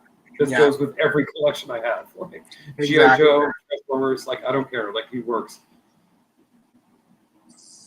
I think there's just something sad, you know, like, and I think for me, what often gets lost with Super 7 is sometimes it's just they make fun, cool stuff, but it's not necessarily, it's not necessarily like action figure fandom stuff. So yeah, it's I wonder what they're gonna, like. I don't know. They've got a new CEO. They're clearly, like, I think they're still in, like, the Turtles, Silverhawks, Thundercats kind of game, but, like, I don't know what they're doing anymore. So, like, and we weren't at really Comic-Con. So yeah, this is a good one. Maria's great. I have 2 of those, and I repainted one with a metallic magenta paint, and she's a C-3PO girlfriend now. Yes, heterosexual through C-3PO. Wow, I knew him well. Yeah. It's more like a throuple search. Yeah, when his mom's over, he's like, "This is my girlfriend, Maria." Right? But yeah, no, that's a good figure. And this is also one I regret not getting, the Beastie Boys one.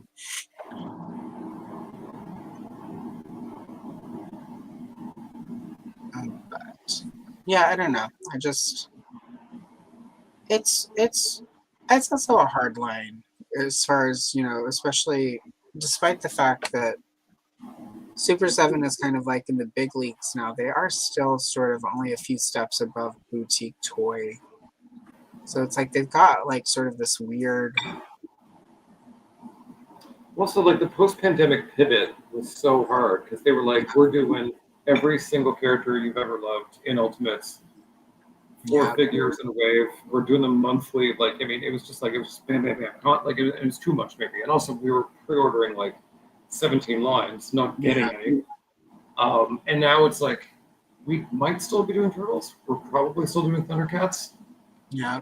And who knows what else? And maybe some, music figures. But like the outputs, like I'm like, how do you? I mean, they did layoffs. That's why I haven't stayed in business. But it's just like the whiplash is quite severe with them. Yeah. Whereas most others, like NECA, kind of stayed the course. Yeah. Well, NECA was able to recoup, I guess, some money from sending out extra toys.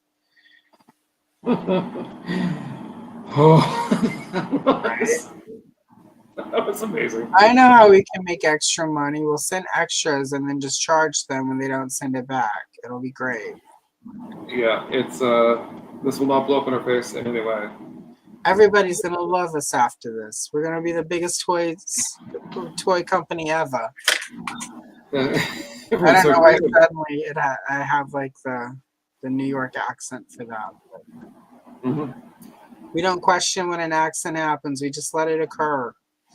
Yeah, that's the thing that happened, and we kind of forgot about it. But Pepperidge Farm remembers. I always remember. People are like, "Look at this cool thing from NECA. I should order it." And I'm like, "And you might even get two." Exactly. And then death threats. They're fun. And then people just ignore it. Like, we're not talking about that anymore. It's like, oh, I am. I will never. Oh, you should. You should, because that was a lesson that they should teach in like school. Like, I will never. Actual business supers. Yeah. This is something like, hey kids, in marketing, don't ever do this. Do I want a bunch of the NECA Halloween kids? You know it. Am I going to order them directly from NECA? No way. No way. Lesson learned. I would order Haagen-Dazs delivery through DoorDash from O.J. Simpson before I would order toys directly from NECA. Yep. OJ jokes. Right. I'd be like, don't even bother with the gloves, OJ. I've got some here. Yeah. Again, I don't know where the New York accent came out for that, but whatever. I'm going to roll with it. New York City. Enough champagne to fill the Hudson. Oh, I know what I'm going to go comment. Like, Gal Gadot on Sex and the City.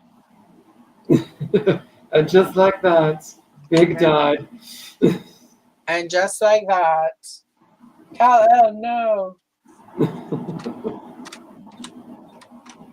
It's funny that that show just like that is like been canceled. It's over.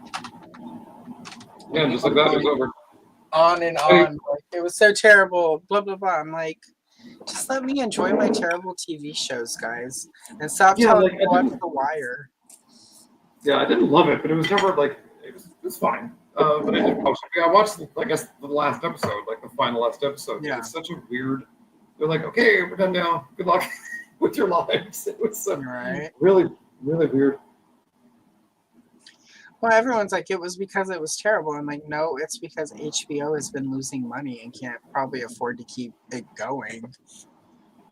Yeah. Well, especially, I mean, like, between, like, being, like, the star of it, the executive, they're all executive producers, of course. It's just, like, it's a lot of a lot. Like, they're not gonna continue that. Yeah. What's Lyra? And she even said when they came back, we're only going to, like, we're going to do one season. If it does well, maybe we'll do 2 more. Maybe 2 more. The thing is, like, yeah, without the Samantha factor, there's no point. I'm okay. I mean, like, I enjoy the Samantha character. I was okay with her being gone. I know there's like a whole feud between the two of them, and everyone's like, taking sides, and I kind of haven't, because it's just like yeah, I get that you two don't get along or whatever, but they're off. Like, if somebody called me and said, "Hey, here's like $1 million. You have to work with Carl number 1 through 5," I would be like, "Do I get to keep the wardrobe?" Yeah. And here's my dietary needs. Make sure craft services delivers lunch, and I would be in. I don't care. Right? I want dinosaur chicken nuggets every day, or someone's had, like, that's all. And maybe she has something else going on where it's like she's gonna make way more money than she would have, but like just I don't know. The publicness of it, I don't care when celebrities don't like each other like that. I think it's really weird that like there's the investment in it. Like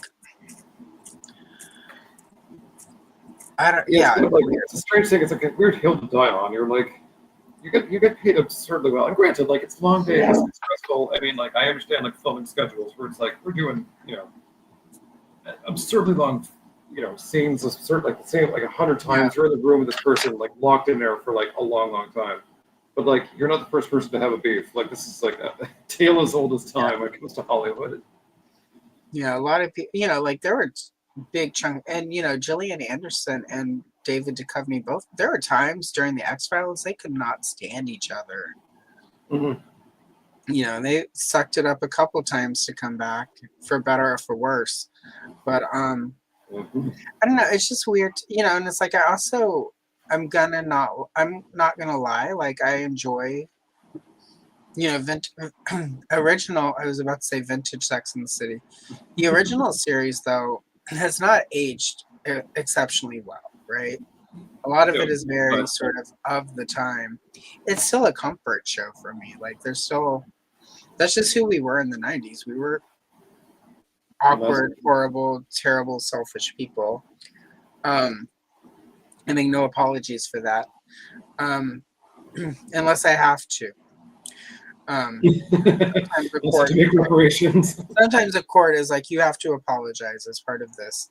And you're like, let me get the ukulele and apologize and write a song. But I don't know. It's weird to me that like hate people have heaped on it. It's like, really, with everything going on, you're gonna worry about hating on a very niche show that's not for everybody anyway. And I'm not allowed to make fun of Lena Dunham and Girls, which was terrible. Okay, sure, I get it. Sure do. Thanks. I mean, Sex and the City got like quite a bit of flack in the day anyway, but like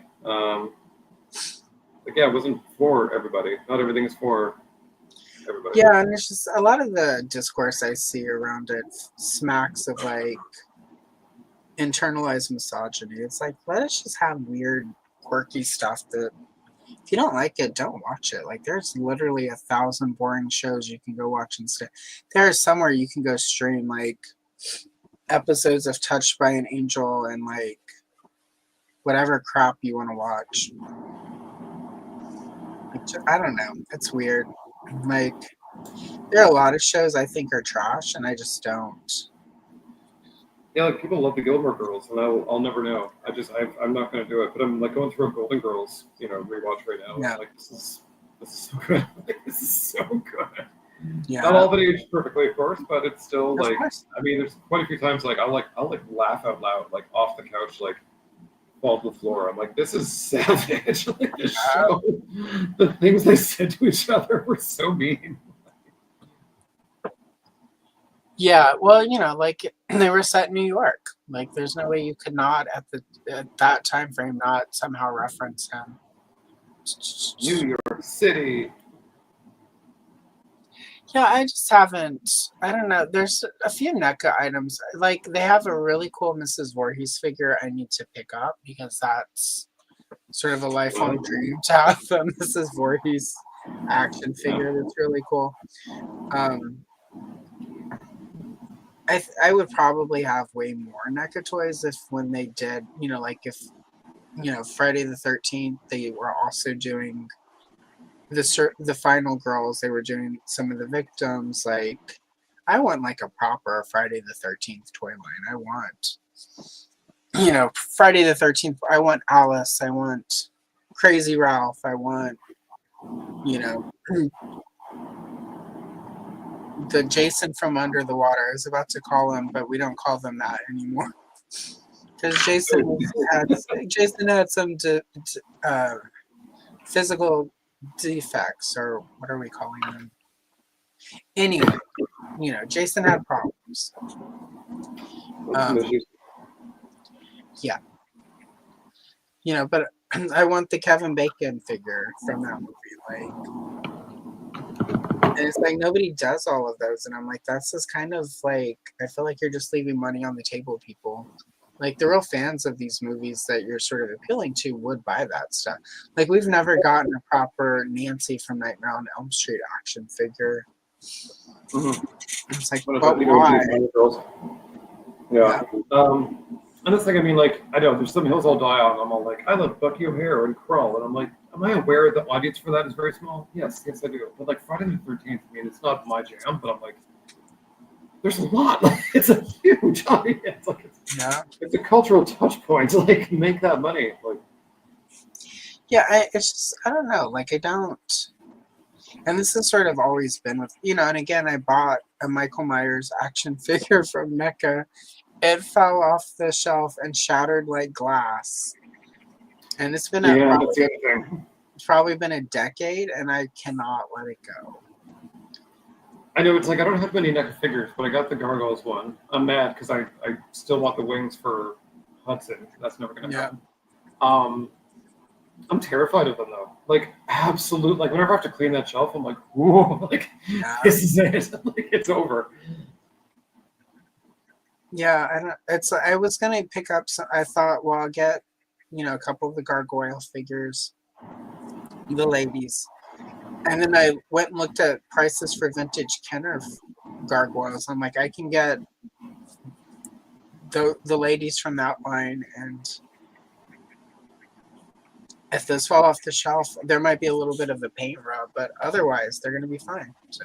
Yeah, they're gonna bounce. Yeah, Kenner plastic, baby. They're. Kenner knew that. Yeah, Kenner made toys that would last. Yeah, that would be really cool.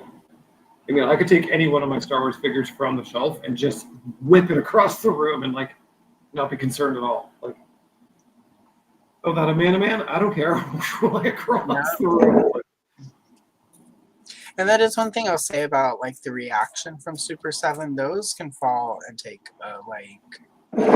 those are pretty durable. So yeah, they at least got that going for them. All right, let's see. Okay, so both the Picard sleeves are all red. Where's his arm? It's folded behind his back. Oh, jeez! Like, what happened to Picard? Yeah, poor Picard. It's the episode he lost his arm. I'm like, that's not what I can remember. It's from season 1. Well, you know. And, you know, it's perfect for a coloring book. Yeah. I need to do a few more of the never-ending story pages, because that whole sequence is basically in the coloring book. From the moment they're walking into the swamp to the moment where there's a page of just the kid of him crying with the big, like, giant mouth screen open, dragging on the reins from his perspective in a coloring book. I'm like, this is no. I love they're like literally every second of film, they're like, we're doing a page on that. You're like, there's other things. That's not that one. There are vast sequences left out of this coloring book, but we've got like 6 pages of Vortex death. Oh, God. Yeah. Dying dead horse in the mud, drowning in the most horrible way possible. Great. Great. And I've got a David Lynch Dune coloring book. That literally has the page like where the Duke and like his guard have been killed, like when they're escaping into the desert, and it literally has them on the floor. It's like they have been killed. I do. Oh God, it's weird. There's the it's kind of like, I mean, Dune, even Indiana Jones, it's one of those things where, like, in theory, you're like, wow, that's going to be incredible. And then in practice, you actually kind of, like, put the things on the shelf or see the coloring book or do whatever. And you're like, everything's brown. Everything's brown. Like, every single element on the stage is a different shade of brown. And you're like... Yeah. I've got a couple of the vintage Raiders of the Lost Ark coloring books. And, you know, there's that scene in there where the monkey gives a certain sign. There's the coloring page of the monkey doing the... And I'm like, I don't know if I can even film a flip through for this, because I don't want, one, to get canceled, and two, I don't want anyone to think I'm endorsing this, and three, why? Why is this a coloring book? No. Yeah, it feels like a... And choice. It's the artist on the two Raiders of the Lost Ark coloring books. It's gorgeous art. So it's like, it's kind of a shame, guy. But I'll come to that eventually. I've also got a couple of Vernon Shirley coloring books. One of where they go to the Indian reservation. God, for smokes or what? I don't remember why, but let me tell you, every caricature from the 1950s that could be put into a 1980s coloring book for an episode of Laverne and Shirley the cartoon, it's there. It was like, I mean, I feel kind of like lucky that, like, by the time I got into coloring books, like, He-Man was, well, I guess Star Wars too helped, but like, it was like, I mean, I was sort of like, I want the He-Man, I want the G.I. Joe. Yeah. But like, I do remember, yeah, like, there'd be like Three's Company or like Laverne and Shirley or what? Yeah. Taxi, and I'm like, granted, I watch these, but I mean, like, I'm like, who are these for? Yeah. Well, the Laverne and Shirley ones are sort of tied into when they have their Saturday morning cartoon. So it's the same animation style. So I think it was partly to sort of tie in, but it's still at the same time. It's just like, it's such a... Yeah, they're like, why would you make a cartoon on this? Like, it's just, all of it is so weird. Yeah, there's like I've looked at some of the Happy Days and some of the Fonz coloring books, and I'm just... haven't quite gotten there. Same with the Donnie and Marie coloring book. I do at some point want to pick up the Mattel Donnie and Marie dolls. And I want to find a Captain and Tennille doll from Mego. So. Just make them do that. There are 5 vintage Labyrinth coloring books by Marvel. And I don't own them, but I bought physical PDF. PDF files. Just like, oh wait, that means something else on the internet these days. Digital files of those from Retro Reprint. So at some point there will be some Labyrinth content. I do wonder how hard they go on David Bowie's junk.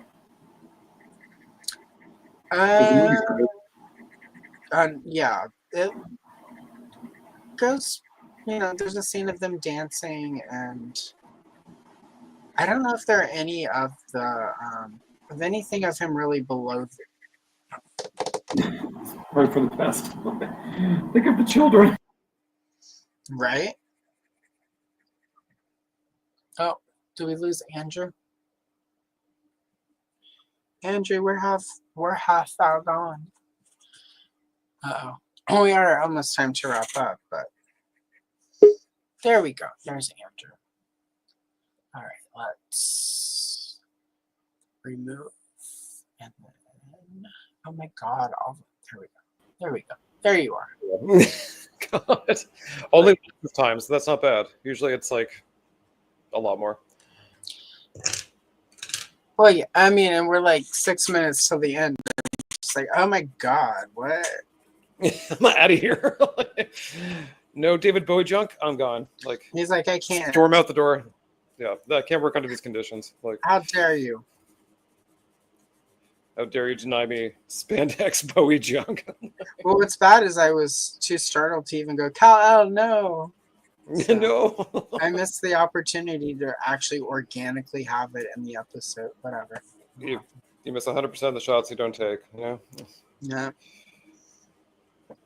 I'm working on the part 2 villain obscura of Catra's minions from like various medias, and I have not found a place where I can actually work in Kal-El No, like the audio clip of it, and it's making me really mad because it's like you can't force the Kal-El No. No, but it should be in everything, regardless. It should be. I'm sure at some point I'll find the way to get it in. Probably when I'm actually doing the audio. Life finds a way, you know. Yeah. There will be a point where something will. I'm like, okay, this is where I can fit it in. Right here. I'm like, that's what she said. Woo! Right. Kal-El, no. No, no, Kal-El. There's enough room in here for all the champagne to fill the Nile. God. Just Max Lord, give me the stone. I thought I was out, but no, really not. Great. You were putting everyone in great danger. Yeah, the whole movie. It's like very apparent that like Chris Pine really kind of carried that first movie, and you're like, oof, like. Well, the thing is, became... like, it works when she's the stranger in the strange land, right? It works 100%. Mm-hmm. In Batman versus Superman, when the rest of that movie was so terrible, that she shows up, she's pretty mysterious. She only has a handful of lines. Yeah, she's not, not much to do. Mostly she's just there to be mysterious and like headbutt a tape. So there's some great moments there. The first movie is fun because again, Stranger in a Strange Land, it kind of works that she's a little wooden and stuff. Like it kind of makes sense. And I will say, like, action stuff, she's perfect. Like she's really good with action scenes. Like she can handle the physicality of it. And I think that's ultimately probably what happened. They're like, well, she's pretty and she can do the physical stuff. Yeah. And that's like, I mean, I say that like constantly, like there's models are great for action movies. Like you look at like, say, like Rebecca Romijn with Mystique. Yeah. Mystique didn't say much, but she said a lot with body, with eyes, with, the way she moved. And models know how to do that. They know exactly what they're doing with like where their hands go, how they stand, how they like convey emotion through just a look. So like they're really quite good at that. And like, so like anytime there is a model like, cast for these, I'm like, give it a go. See how they do. It's almost that thing where like I wonder if had they done that thing that they almost slipped into the cadence of it. I wonder though if they had done like they did with Greystoke, The Legend of Tarzan, where they didn't like Andie MacDowell's voice, so they dubbed in Glenn Close. Oh damn.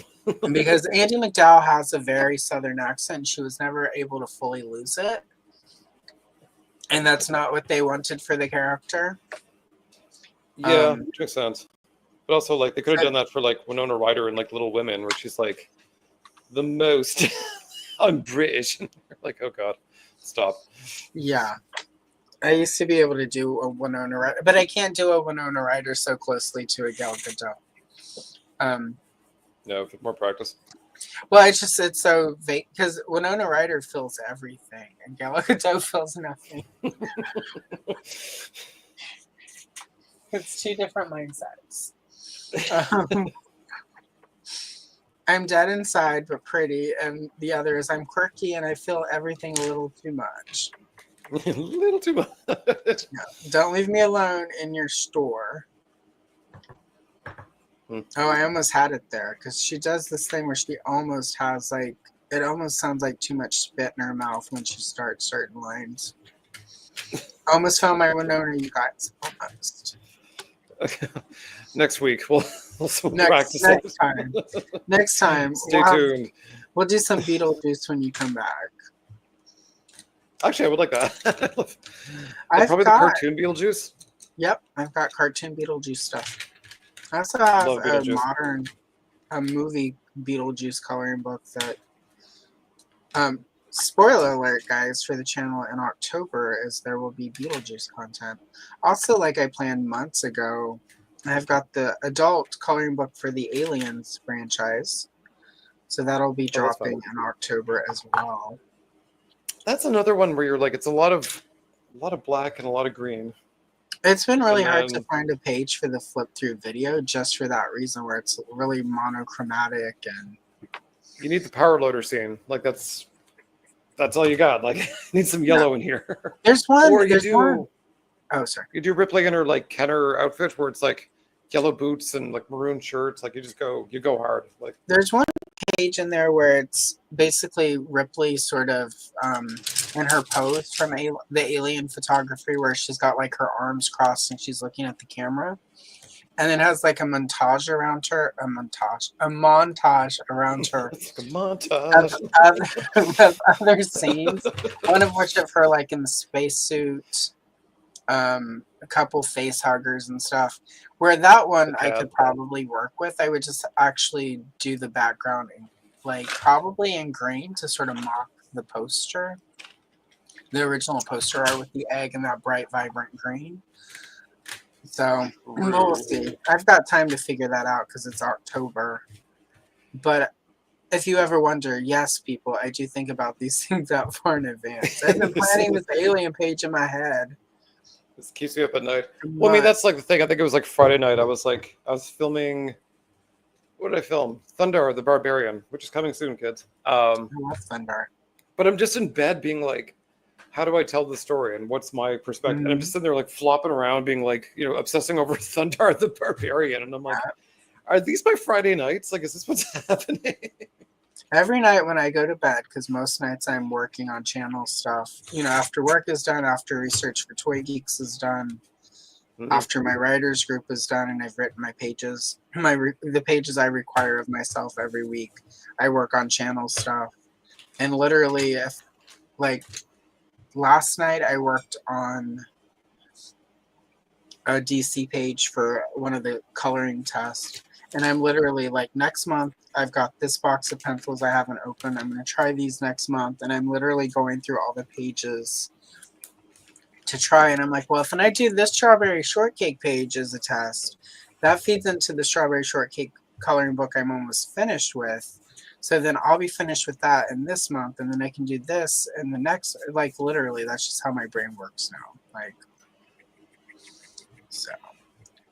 Which is why I can't allow myself to take a month off, because it throws off everything in my head. Apparently so. Everything. Meanwhile, I'm like, it's funny, like I threw up the Star Trek video just to tell people I'm like, I'm coming back. It's gonna be a month, but I'll be back. But I'd sort of get comments or messages, and they're like, "Oh, could you do this even you said like Microman." I'm like, I'm not doing Microman. Like, I'm trying to walk away, y'all. Like I'm not doing it.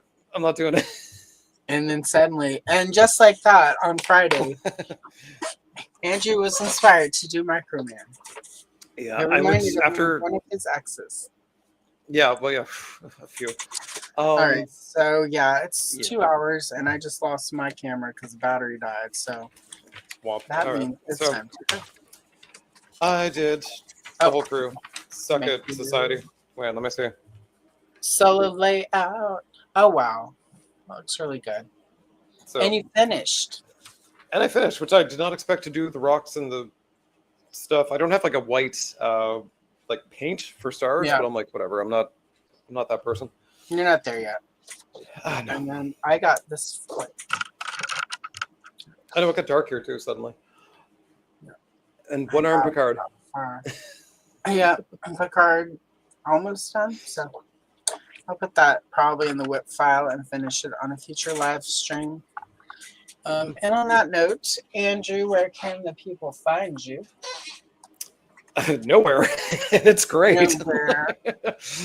Nowhere at all. Nowhere. Yeah, you can still see me talking about snorses on Instagram almost every day. That's been probably obnoxious for all of you, but I've been having a good time. I am still here on YouTube. I'll be returning on September 6th with Star Trek: The Next Generation, and there's more. I think we'll be doing Vicky Vale. We'll be doing Ariel from Thundar. There's some fun stuff coming up. So I am winding down, but there's still many more months before I can finally say like mission accomplished. So more coming. Excellent. And also, I think we tentatively have a retro cavalcade planned for the end of the month. So yes, if you are dying for Andrew Gayties Toys content or just looking at his amazingly handsome visage, he will be all this here at one point in the next getting couple of weeks. As Derek and I get more progressively drunk over the stream, and it just derails quickly. Yeah. Well, and the next one is just going to be the three of us with our summer pickups. So yeah, which ain't good. It hasn't been good. Mine technically hasn't been, but I have so much unopened stuff from the last 2 years that like I'm just gonna grab 3 things and be like, look.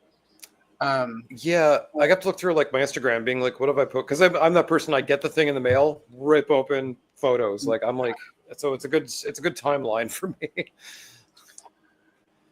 I'll get there. All right, let's see. What do I got? All right, tomorrow I've got a coloring video, which is completed She-Ra pages. So I'm going to flip through one of my 3 folders of She-Ra pages, and then there's She-Ra with Andrew's favorite character, Enchanted the Swan. Stupid swan. And then, there's short.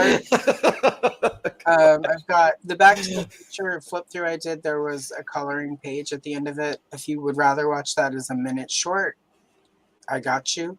A Motu short with the Zodak and Triclops, and a Miss Pac-Man coloring short. And then on Friday, Color and Chill is She-Ra versus Catra on Horses in the Sky.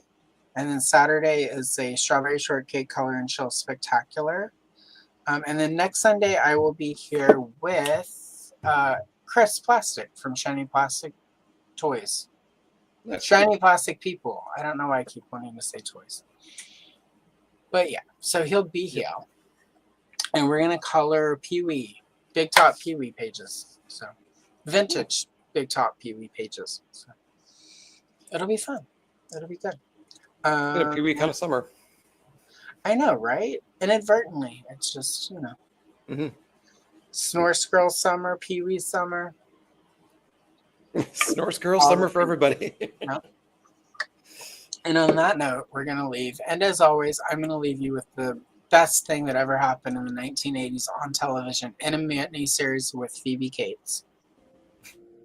I haven't made up my mind yet. Incidentally,